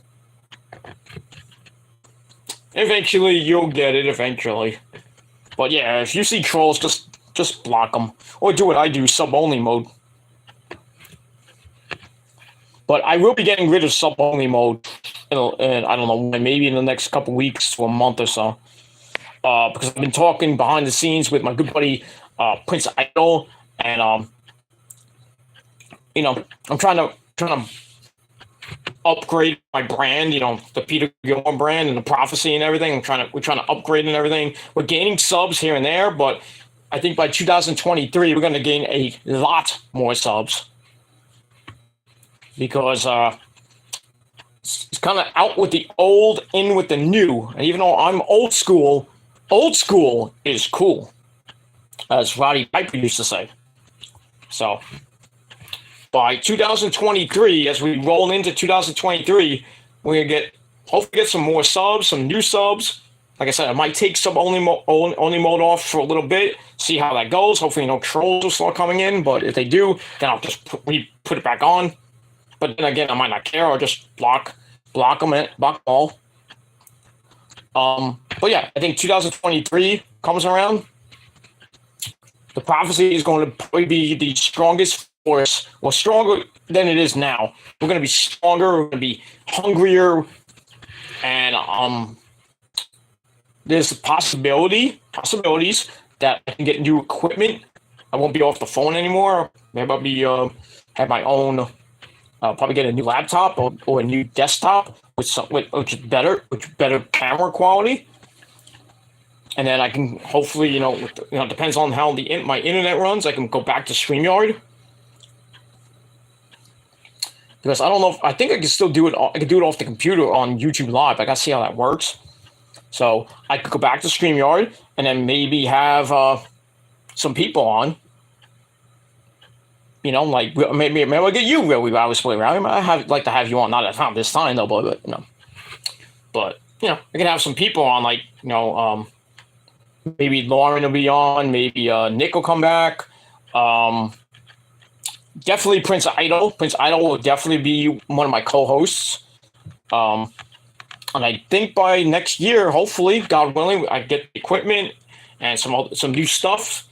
Maybe I was thinking about a green screen, but I have no room to put a green screen around here. I would love to have that, but I got no room to put it around here. But yeah, some changes are going to come your way by next year. I just don't know when and how. But like I said, maybe a new laptop, maybe a new computer, actually, maybe this is just a rumor. So take it what you will. Donations coming your way, so people can donate to me. But I'm kind of leaning towards not doing that. Like donate to my PayPal, donate to my Cash App or something like that. I'm like, yes. I'm not really keen on doing that because I don't want to give out my personal stuff, especially like a Cash App thing. But I'm not gonna do that crap. I really, I know like Prince Idol knows how to do it, but I have trust issues with a lot of people. Even my good friends I still have trust issues with, but I don't want to do something like that, and then next thing I know, I'm broke. Just like my bank account gets hacked into, and I can't do that. But I might try it out, but then shit happens, and I'm like, I'm gonna cut the cord. But it is what we'll see what happens when we get there. But yeah, don't worry about the trolls that come on your chat, dude. Don't worry about them. Just block it. Just block them. And they keep coming in, just keep blocking them. Or with sub-only mode on. That'll stop them. Trust me. Okay, final two, then we're going to run through this Grand Slam review. Okay. Guessing she out for a bit, injured Britt. She meant to face Saraya. Well, I doubt one-on-one, maybe in a six-woman tag. But now that she's injured, I guess we won't see that until she gets better, which I don't know when that's going to be. But I think we will see Paige versus Britt Baker one-on-one in the next maybe couple months or early next year. I think it's going to be a banger of a match. And we'll see what happens with that. All right, final one, then we're going to get into this thing really quick. Okay, sounds good. Hopefully get 500, 1,000 subs. I'm going for 150 or 200. Little tiny channel I have. Yeah, little by little, dude. Take it one day at a time, little by little. You're starting to grow a little bit. I've seen the stuff that's going on with you. I mean, I am subbed to you, and I see your stuff, you know, the live streams and the mini videos like I usually do. I mean, I'm getting some subs here and there. You know, some of it's trolls, some of it's, you know, actual subs. I mean, like I said, my last video, my freaking Page video got over 300 likes, and no, I did not like it 300 times, and no, I did not like it 16 times, or whatever the likes are right now. It's 16 last time I saw it. Well, I did not like it 16 times. You can't prove I liked it 16 times because I don't like my own videos. So I mean, I have one like now. You think that's from me? There's no proof I like my videos. But it is what it is. Oh, but you like your comments. Like, so what? So what? Is there a law saying I can't do that? Who cares? Who cares if I like my own comments? And if I did like my own videos, who gives a shit? Who gives a shit? Why are you so anal about every fucking thing? Why do you have to take YouTube so fucking seriously and what I do so fucking seriously? Who cares what I do on YouTube? Why do you care so much of what I do on YouTube? Do I care what you do on YouTube? I could care less what you motherfuckers do on YouTube and in your daily life. I don't give a shit. And you probably don't give a shit what I do in my real life. But at least I have a job when I actually, you know, I get the business done. You know what I mean? You had a lot of views, over 300. Good stuff, Pete Ledford. Yeah, over 300. And climbing. Hopefully by the end of the week, we get to about 500. By next week, I should say. But we'll see. We'll see. I mean, some of my reviews, like my AEW review, I had a SmackDown review that got 1.8, 1,800 views. It's over 1,800, but that was due to somebody botted my video. But I don't care. It's actually, you know, you know, everybody thinks it's gonna be fake. It's like, oh, you got 1,800 views, but it was botted. Like, so what? So what if it was botted? It didn't have to be botted to get 1,800. I mean, then I had another, I think it was a Raw review, had almost 800 hits. That's not bad. That is not bad for a Raw review. But yeah, I was shocked to have over 300 on my Page video last night. And climbing, so we'll see. What's your record, if you don't mind asking? A couple of thousand, I'm guessing. Well, my all-time record is 2.8 thousand. Well, the 2.1 million for the In This Moment video, which I'm a part of, so I think that doesn't count because it's not on my channel, but I get credit for that. Even though it's In This Moment's video on their channel, on the Sirius XM channel, but I still count for some of that. I'm not taking clout for it or anything like that, whatever. And even if people does videos like I admitted to it, if I did, I did, so what? You weren't in the video. Oh, well, you should be on your channel. I tried to get it on my channel. I got copyrighted because of the music. I almost got a copyright strike. Thankfully, I appealed it, and then I appealed it, and then they But I was like, you know what? To save myself from getting a strike, I was like, you know what? I'll just put the intro in, which didn't even bother to get copyrighted. We got picked on stage, and that has 250 some odd hits, but that's on my channel. But the 2.1 million hits, that I will agree that goes to In This Moment, that goes to SiriusXM's channels, but I'm part of the video, so I get some of that too. So, and if you don't want to believe it, too bad. You can't prove it. You can't even do a video proving it. There's all your facts, all your proof and facts that you would have. It's like, oh, it's not your video. It's this, this, that. It's like, yeah, that's the only point you have. That's the only legit point you have is In This Moment's video on your channel and the SiriusXM channel. But I get credited with it because I was on stage. So it is what it is. I'm part of history. So, but as far as my channels go,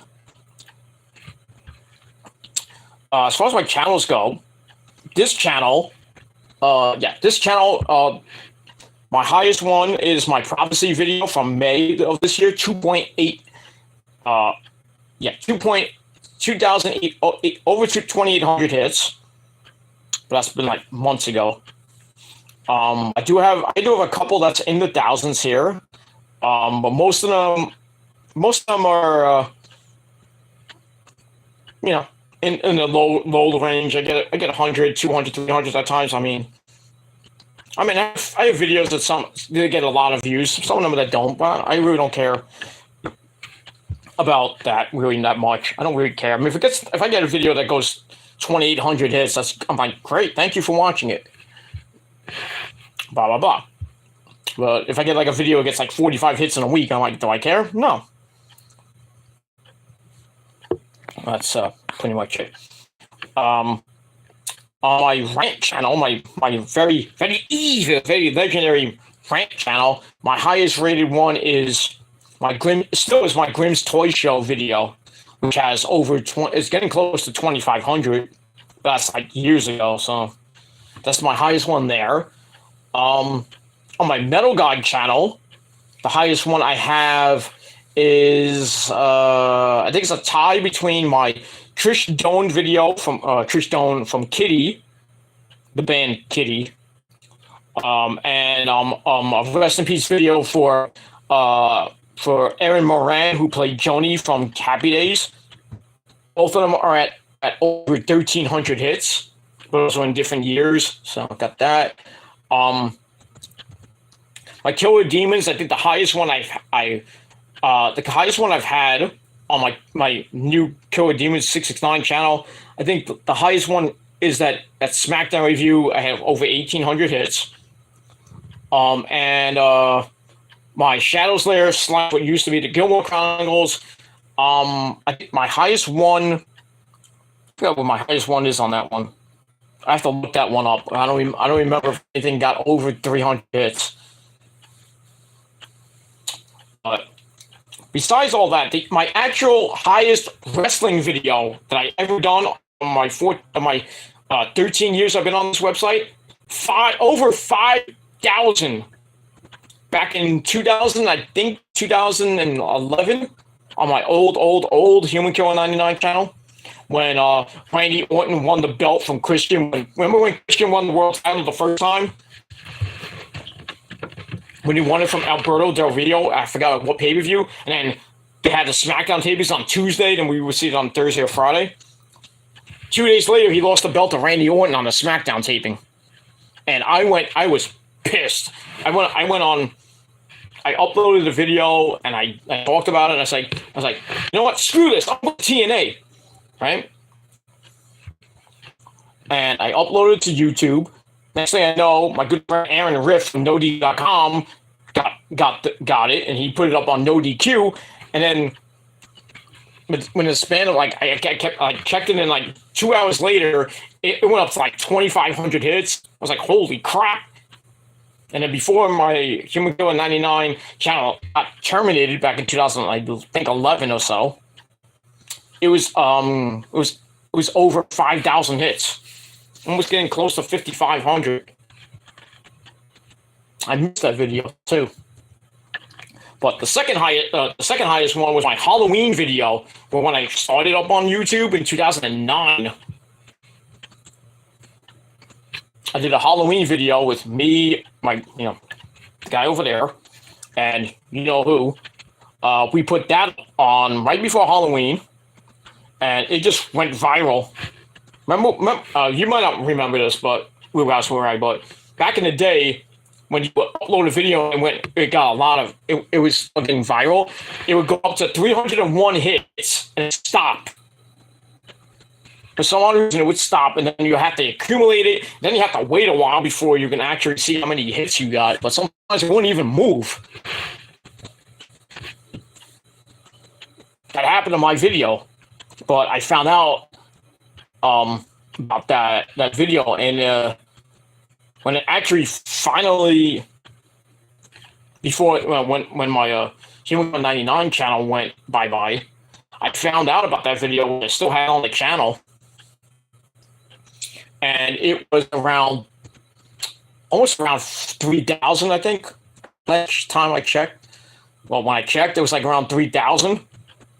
It went viral, but I got copyrighted. I didn't get copyright strike. I got it wasn't shown in like certain countries because of the music I played in it.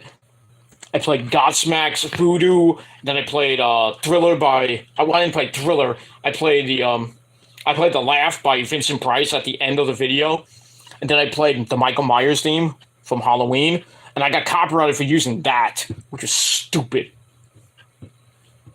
But that got a lot of hits too. It was really took off, that video. I don't even think I have it. If I do have it, I can't even upload it because I have to cut the music off. I would have to go on my laptop, which is like ancient. I haven't even used it in a while. I'll have to go, and I can't I can't even edit it because I have to go get an editing software for that because I don't have Windows Movie Maker on this desktop and my laptop because my laptop has Windows 8.5 and this one has Windows 10, but I can't even upgrade it to Windows 11 yet. So, I mean, the only thing I could do is just take the video. If I have it, I have to find out see if I can upload it to my desktop or my laptop. I probably have to upload it, put it probably on unlisted or private at first, and then go back in and probably have to edit a lot, especially with the music. Some of the music I might have to mute because of copyright. So, but I don't think I have that video anymore. I don't think I do. I also have one of doing doing commentary for the wrestling cat and the other wrestling cat I used to have, Cookie, having not an actual fight, playing around. We're doing commentary, and I uploaded that to YouTube. I called it what I call it, Cat Wrestling. I forgot the CWF, the Cat Wrestling Federation, or something. I forgot what I called it. It was fun. It was funny. I was doing like impressions with JR and Joey Styles. You just see my cats just playing around. It's fun. I don't even know if Rosa still has it. Maybe on her external hard drive. I have to check. But if I find it, I will try to put it up again. See how that goes. But probably won't get a lot of hits. Probably not. But it'd be fun to put up again. But yeah. Will I ever get to like 5,000 again? Probably not. Probably not. Unless it's like a humongous rant about like a wrestling company or a wrestler. I doubt if I ever felt like doing drama videos again and ranting on some schmuck, but that'll go like 1,000, 2,000 hits, maybe 3,000 or more. I mean, you never know on this website what you put up on it, whether it be like a 10-second video or a 30-second video on the shorts page. It can just take off like my Prophecy video did. But then again, you have your regular videos that you just upload, or live videos, and they can get a lot. I mean, people like Joe Cronin get like 20,000, and JD mostly get like in like the 20, 30, 40, 50,000 view range. It's, some people, when they do live reactions, they, get like 100,000 views. I mean, that clown got over 100,000 views. So I think the Saudi Arabia show, I think it was. But I was like, yeah, most of them are fake. Most of that view count was fake, because he kept like getting like 200 people in his chat. But yeah, he'll never hit that again. At most, I mean, that channel's been dead for years. So, I mean, he still gets like, at most, he'll get like 1, 2. Sometimes he'll get a 3 or 4,000 view video, but we all know his account's fake. His channel has been dead for years. So it is what it is. But I would love to get a live video getting like 1,000 views or 10,000, 20,000 views. That'd be nice. But I take all the views that I do get on my videos. If it's like, and if I get like 75 views in a week, or 125 views, or 300 views a week, that's great. Well, the low numbers I don't care about. If I get like 300, that's fine. I'm not all about views. I'm just all about having fun and expressing myself. I'm not all about views and subs. I'd like to have like a lot of subs, but I didn't come on YouTube to be a YouTube superstar. I just came on YouTube to talk about wrestling and whatever the fuck I wanted. And I met some good people here. And I also met some really shit people here that still hound me for the last 2 years, or a little bit more than 2 years. And they really need to just hop off and get a fucking life and a job and some actual, what. But I digress. Anyway, well done. That's a lie. Thank you. Edited, yeah. Really strict with copyright. Aren't they stupid YouTube? Yeah. Don't we all know that for 13 years? Well, for me, 13 years. It is. All right, let's quickly run down the results for. We talked almost 2 hours. Well, different topics, but it's fun. It's my show. I can do whatever the fuck I want. So anyway, all right, let's get to this thing, and then we're going to bed. All right, so let's run down the results for Dynamite Grandslam from last night, or 2 nights ago if you're watching this now. Anyway, so we started off. That's okay. It's okay. Don't worry about it. You're good. Don't worry about it. All right, so we started off the night with the Ring of Honor title. Chris Jericho, the Wizard, taking on Claudio Castagnoli. Very good start. Very good opening match. It started with Claudio like pressing Jericho, and then he threw him on the top rope, and he crotched on the rope. Then he went outside, and Jericho, being a dick, hid behind Ring of Honor owner Kerry Silken. He's not even the owner; he's really the ambassador. Because Sinclair technically still owns it, because Tony Khan is like half owner. But I'll get to that in a second. So he hid behind Kerry Silken, and then he threw him down, and then I thought I saw him beat him up a little bit. I'm like, that's an 80-year-old guy you're beating up, dude. 70, 80-year-old guy. Such a man you are, Jericho. But anyway, they go back and forth. A lot of near falls. Jericho tried for the Lion Tamer, or the Walls of Jericho, but Claudio got out of it. Then he set up for the swing, and he swung Jericho 18 times with the fans counting at the same time. that was funny. Then Jericho goes in the corner and grabs Floyd, his bat named Floyd, but that gets taken away by Claudio. Then he dropped the bat. Then Edwards, who is the referee, first ever female referee in a Ring of Honor title match, by the way. So that's pretty cool. So he takes that away.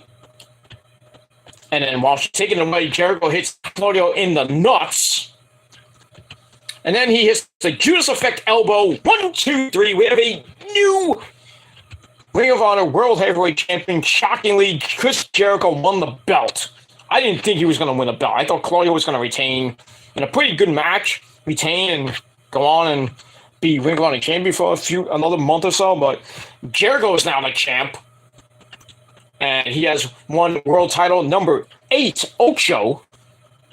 So he has won the WWE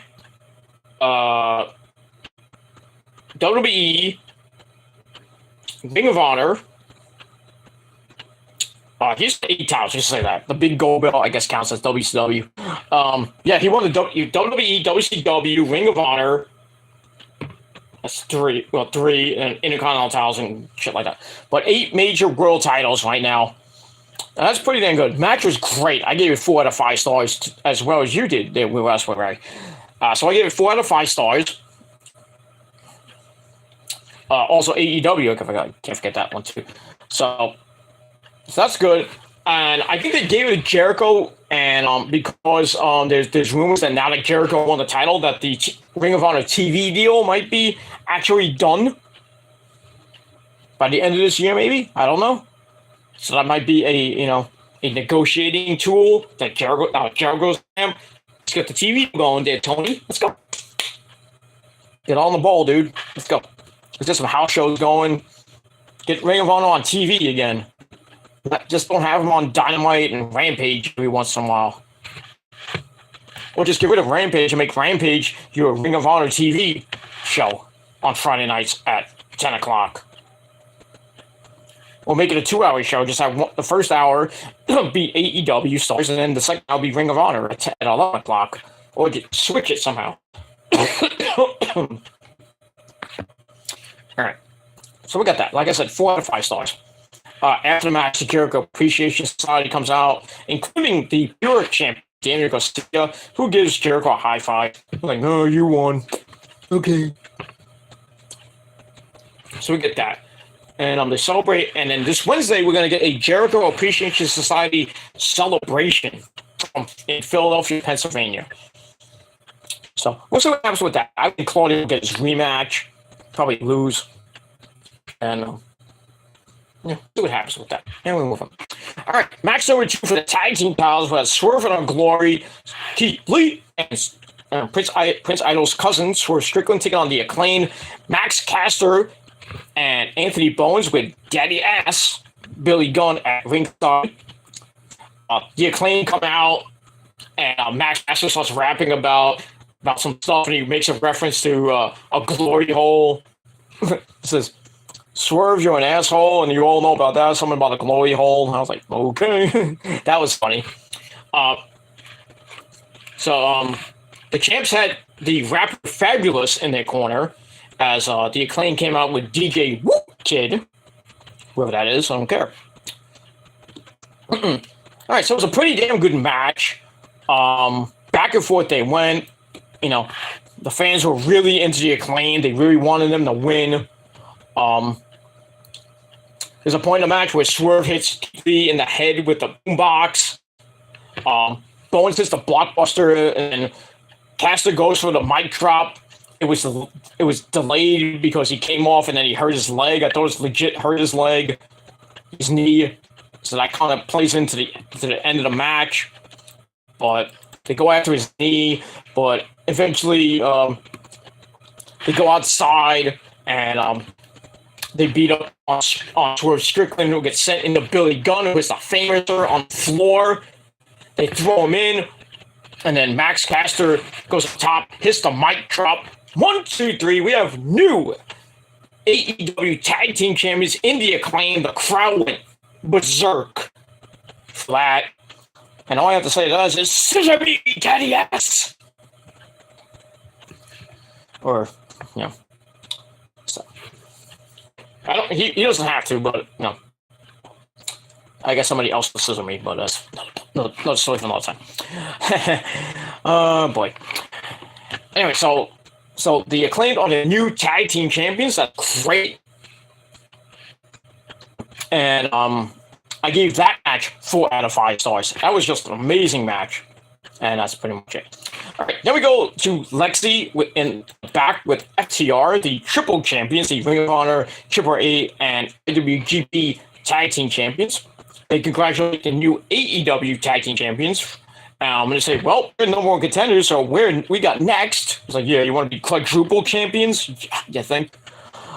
Then the Gun Club come in and start mocking them, saying, tough guys out. They start mocking them. And so I guess FTR and the Gun Club are going to have a feud, which I don't give two shits about. I'll probably see that on my page. Don't care. And I gave that segment 3 out of 5 stars. And that's pretty much it. All right, after that, we get the basically the promo of the night. Wheeler, Utah, talking with Tony Baloney. And then MJF comes out doing his Ric Flair woo strut. That was pretty nice. He calls Wheeler, Utah, Wheelsy. They go back and forth with some like low blows. like Utah calls him the king of the low-hanging fruit. Small balls. they go back and forth, and MJ goes, Wheeler Yuta called MJF a spineless piece of garbage. Will walk out on his girlfriend, now his fiance, like MJF walked out on AEW a couple months ago. So MJF was like, "You better not go there," and Wheeler Yuta says, "I'm not that type of guy to go there," but even though he kind of went there. Then he says, "Give it up with Wheeler. He has went from drawing paint to pet rock personality." Then he calls a Blackpool Combat Club the Blackpool Cuckold Club. That was funny. So he wishes them luck in the main event between Moxley and Danielson. And then he tells Wheeler Yuta, says, "Oh, you can go back to Mr. Regal and he can teach you how to pop pills." So that earns a slap to the face by Mr. Wheeler Yuta. So then MJF attacks him, and then he goes over to Tony Schiavone. He starts shoving Schiavone, and he shoved him down, and he starts like beating him up a little bit. I'm like, that's when I got pissed. I'm like, you don't touch Tony Schiavone. That guy might be like 50s, almost 60 years old. That guy's still a legend. He's my announcer on XWF. I had a little cry a little bit. Not cry, but, got really pissed off at MJF and his needle dick. But it was. Afterwards, Wheeler Yuta gets up, tries to come back in the fight. But then Big Cass, W. Morrissey comes in and chokes him from behind, and then they beat the living crap out of him. And then security comes out, and one of the security guards was not even my good friend, but Roger Mendez of the Cause, who is the one half of the Warriors of Wrestling Tag Team Champions here in New York. So that was cool to see him. So big ups to Mr. Roger Mendez. Also big ups to Jade, the Warriors of Wrestling Women's Champion, who had a match on Dark earlier. I think it was this week or last week. Joe Ocasio, the Warriors of Wrestling Heavyweight Champion, was on Dark, I believe. So. And I believe Joey Ace was on Dark. So a lot of people, a lot of the big names, not some big names, but some of the stars of Warriors of Wrestling are getting noticed now on AEW television. Even a good friend of mine, JC Storm, who fought Melina a couple months ago, and I have a picture of that too on my Instagram. And then also another person that was on AEW television, what's her name? Angelica Risk, the spicy quesadilla. She shakes her behind, you know what I mean? But I digress. So a lot of people in the indies, are getting some great opportunities on AEW. Even my good friend what's his name? Well, he has a new name now. Thinking of his old name. He used to hang out with Matt Tremont. I think his name is not Roadkill. Well, not Roadkill. I can't think of his old name. I think it's not Amish Roadkill from ECW. Forgot his name. Damn it, he's gonna kill me now. But he used to tag team with Matt Tremont a lot in CCW. I think his name was I can't think of his name, but he has a new name now. I forgot what his new name is, but it's I think it's Cade or something like that. Kaide. I had to talk to him on Facebook because he follows me on Facebook. So a lot of indie people are getting shots in WWE. They're doing cameos, like doing security guard work. They'll even have a dark match in there, and especially with Jade and Joe Ocasio and Joey Ace, and now Roger Mendez on security guard on Dynamite. Joey B getting it done. All we need now is Darius Carter to have a dark match on freaking Elevation or Dark. That would be the ultimate. He deserves to be in AEW. He really deserves to get a contract. All of them need to get a contract. They just can't have one match and they're done. Now they're going to be graduating up to that level pretty soon. I can guarantee you that they're going to be stars. The people that I mentioned: Joe Casio, Joey Ace, Jade, and Dr. Mendez, and those people like that. All right, we'll get to that. I mean, we'll move on.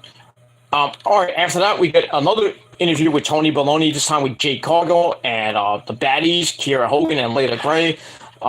Jade's like, Tony, cut the shit, even though they blurred it. Stupid TBS. Fuck you. They cut her saying shit, but everybody else says shit. I don't get that at all. Anyway, she's not worried about Diamante and her friend, who's supposed to be the baddest bitch from the 305. So Diamante comes in. She brings in rapper Trina, who is, if you don't know who she is, she's with what's his name? The guy that sings "Make Him Say Master P." She's with that crew, the Limit Soldiers crew. She also rapped with Missy Elliott, 1 Minute Man with Ludacris. A very, very attractive looking lady, but not as attractive as she used to be, but I digress. So she comes in with her, and basically saying, says, I'm gonna basically Diamante said I'm gonna take the title, and then Jay says some smack to Trina, and then Trina's like, well, I guess we'll see. I guess I'll see you Friday. I'm like, that's promo there, Trina. Okay. So we'll see what happens on Friday. Tomorrow. We'll see what happens left. All right, so I give that 3 out of 5 stars. All right, then we go to the All-Atlantic title. We have that bastard Pac against freshly squeezed Orange Juice, Orange Cassidy. Pretty decent match. Pac gets the win. He retains after they went outside, and then he looked like he was about to grab one of his belts, but then he grabbed the ring hammer, bam, right in the head, and then he threw him in and pinned him. And then referee Bryce like, what did you do? And Pac's like, I didn't do it. Oh. So Pac retains by cheating. Match was still pretty good, 3 out of 5 stars. All right, and after that, the interim AEW Women's Championship match was on the line. Toni Storm defending against Athena, Serena Deeb, and Dr. Britt Baker, DMD, baby, with Rebel at ringside. It was a pretty decent match. Athena had, face paint on and really weird-looking contact lenses in her eyes. Creepy. But it was a pretty good match. This was the match where Britt Baker got her nose broken again, thanks to Athena and some weird stuff. I like the pin by Serena Deeb when I think it was who was it? I think it was Tony and Athena were locked together, and then she rolled them over, and then she stack pinned them. That was nice, I like that. But anyway, Britt Baker, she got her busted nose, and she tries to lock in a lockjaw on Toni Storm, but Tony reversed it into a crucifix pin, 1, 2, 3 to retain the title. Match was meh. Get a 9:30 death slot. So Tony retains, and I gave the match 3 out of 5 stars. After the match, Britt Baker attacks Tony from behind, and then Jamie Hayter runs onto the ring, and it looked like Jamie Hayter was going to turn face, but once again, she hits Toni Storm, and then there's a 2-on-1 beatdown. Even include Rebel for a 3-on-1 beatdown. Then Serena Deeb got into it for a 4-on-2 beatdown, and then we hear the music of Paige or Saraya. She comes out, she debuts, the crowd went nuts, clears the ring, and then she's like, "This is my house." The fans were still going nuts, and then Athena and Toni Storm get in the ring, they hug, and that's basically it. So that was a great debut. Surprising and great at the same time. All right. pretty much done here because the missus might wake up and yell at me. So I'm gonna get out of here pretty soon. All right. After that, we see a weird freaking segment with Darby Allin dragging somebody in a body bag. We don't know who's in the body bag. I thought it was like Buddy Murphy, Brody King in a body bag. He brings it out of like a house, and he brings it on the train, like a secluded train with nobody on it. I wonder how much money Tony Khan gave the MTA to film that segment in an empty train. Blah, blah. Then he takes it in the cab saying he's going to a funeral. For who? I don't know. Maybe it's Malachi Black, I assume. Since he's now gone, he's getting back into his spiritual, mental vacation. Who knows if that's going to even last? But whatever. So that was kind of weird. Look at that. All right, then we get the Rampage lineup, and then that's pretty much it. I give the Darby segment 3 out of 5 stars, by the way. All right, after that, we get to the main event for the world title: Moxley versus Danielson, William Regal on commentary. Very good match. Back and forth they went, beating the living crap out of each other. There was a point in the match where they stood on their heads and just start beating the fuck out of each other. The fans are going nuts the entire time. But we're getting in the end. Danielson shifts into the bell lock after the triangle choke. Moxley makes it to the ropes. Danielson goes up top, hits the knee onto the arm, and then Moxley comes right back with the Death Rider or the Pale. What do you call that move? The Pale Rider or something like that. Death Rider on the ramp, brings it in the ring. Danielson kicks out of 2, so Moxley transitions into the Bulldog sleeper hold, and then Danielson taps out. Right about 19 and a half minutes. So once again, Moxley is the champ, first ever 3-time AEW World Heavyweight Champion. Hopefully he holds it long enough this time. Instead of a month when Punk won it, and then Punk held it for a grand total of 2 days. So in total, his 2 championship reigns have lasted 3 days. That's sad. But it is what it is. So, match was great. Gave that 4 out of 5 stars. After the match, Regal comes out down ringside, hands Moxley the belt, and then we see MJF, who's in the skybox, holding the poker chip because he's the number 1 contender. Just not impressed. And that's pretty much it. So that's that. All right, so Moxley is the champ, and then Danielson takes the title away and then points at Regal.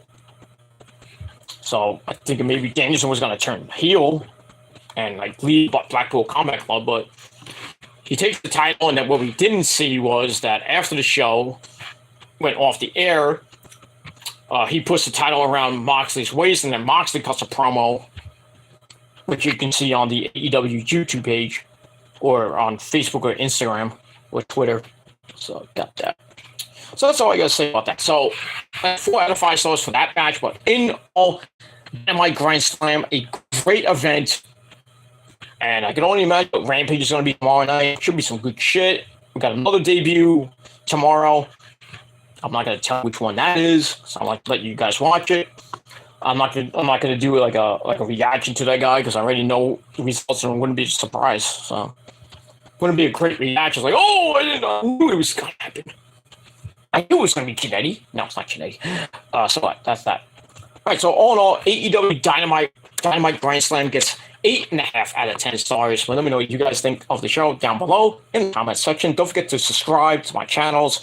Hit that like button. Stick it straight up. You know who's ass. Share the video all over the internet. Follow me on social media, Facebook, Twitter, and Instagram.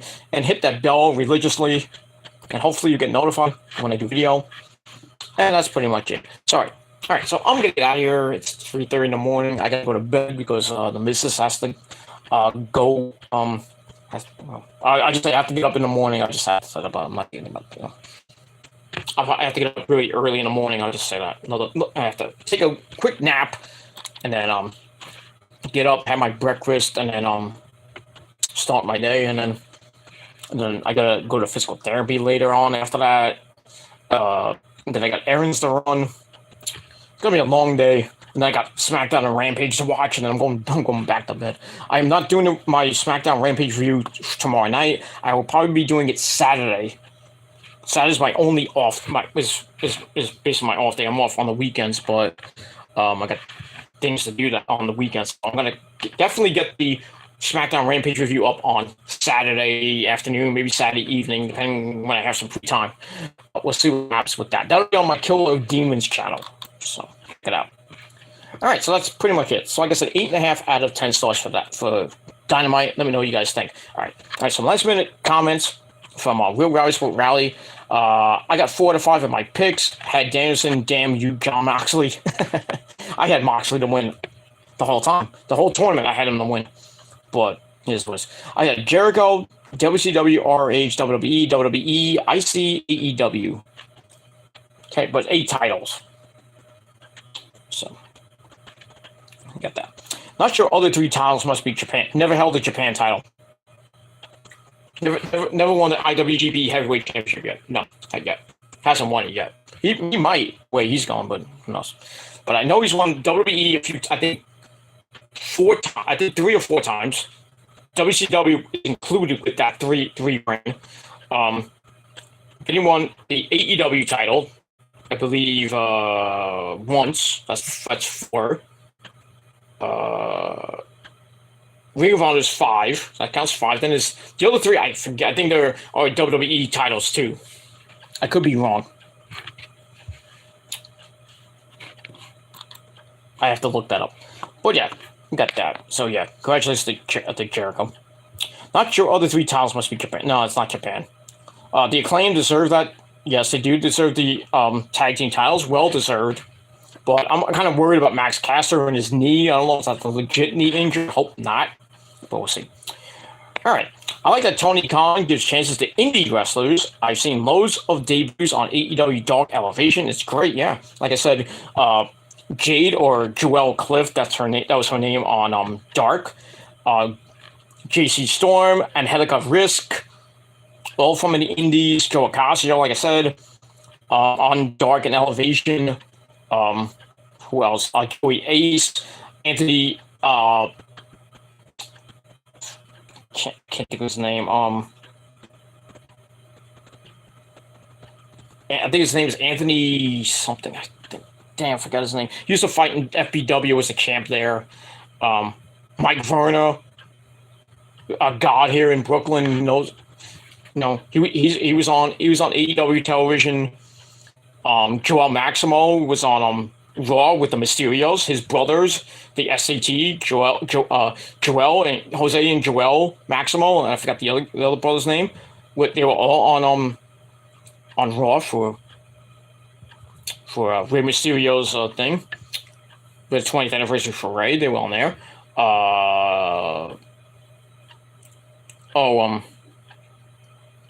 His name is Anthony Gargano, no relation to Johnny, or Anthony something. I forget his name, but he was on in AEW doing a dark match. A lot of indie people have been on either Raw or Elevation or in AEW. So it's pretty damn good. So I'm very happy for them. Especially, guys like Joe Ocasio and Joey Ace, and especially Roger Mendez. Even though I hate the guy, but, congratulations to him. And other people that have been in AEW, on AEW television or on Raw. Very good to see them get the opportunity at least. And hopefully, maybe, if they continue on the road that they go on, might take them a year or 2, maybe 3 or 4 most, maybe, who knows. But hopefully we'll see them on Raw, SmackDown, NXT, Dynamite, Rampage, Elevation, Dark. But, I'd rather have them on the main shows like Rampage and Dynamite, but probably take them a long time to get to that point, but we'll see. But support indie wrestling. That's the most important thing I will say about that. Support your local indie wrestling promotion wherever you may live, even in the UK or Ireland or wherever. Support your local indie fed. Show them your support. That's what I do. I support. Warriors of Wrestling is basically my. I support them, and other promotions that do come into Brooklyn every once in a while, like Wrestle Pro and everything else. But it is what it is, and that's pretty much it. Kind of done with indie wrestling for. Well, actually, I got one more show in December, but that I'm actually going to. That's like right before my birthday in December, but it is what it is. Hopefully, I can go because I got a lot of things going on between now and the end of the year, so I might have to miss some shows, which sucks. But I got a busy life, so can't always go to wrestling shows and concerts and even baseball games and shit like that. So gotta prioritize. So anyway, that's all I gotta say about that. So support your local indie wrestling, wherever it may be. That's that. All right, I gotta go. Thank you all for watching. I'm doing much signing off. Thank you, Real Guys Sports Rally, for coming in, and have a good chat as always. All right, I gotta go to bed for real. I mean, I'm gonna make this short and sweet. Thank you for watching the video. Peace out, rock on and rock hard with your you know what out. And you're not down with that, well, fuck you, and you can kiss my fucking red rosy ass, Mahoney, because we're the prophecy, the greatest thing since sliced bread, and you can't handle us. Wrap it up. All right, she's up now. All right, I'm out of here. Peace out. Get out of here. We're done. Bye. Go to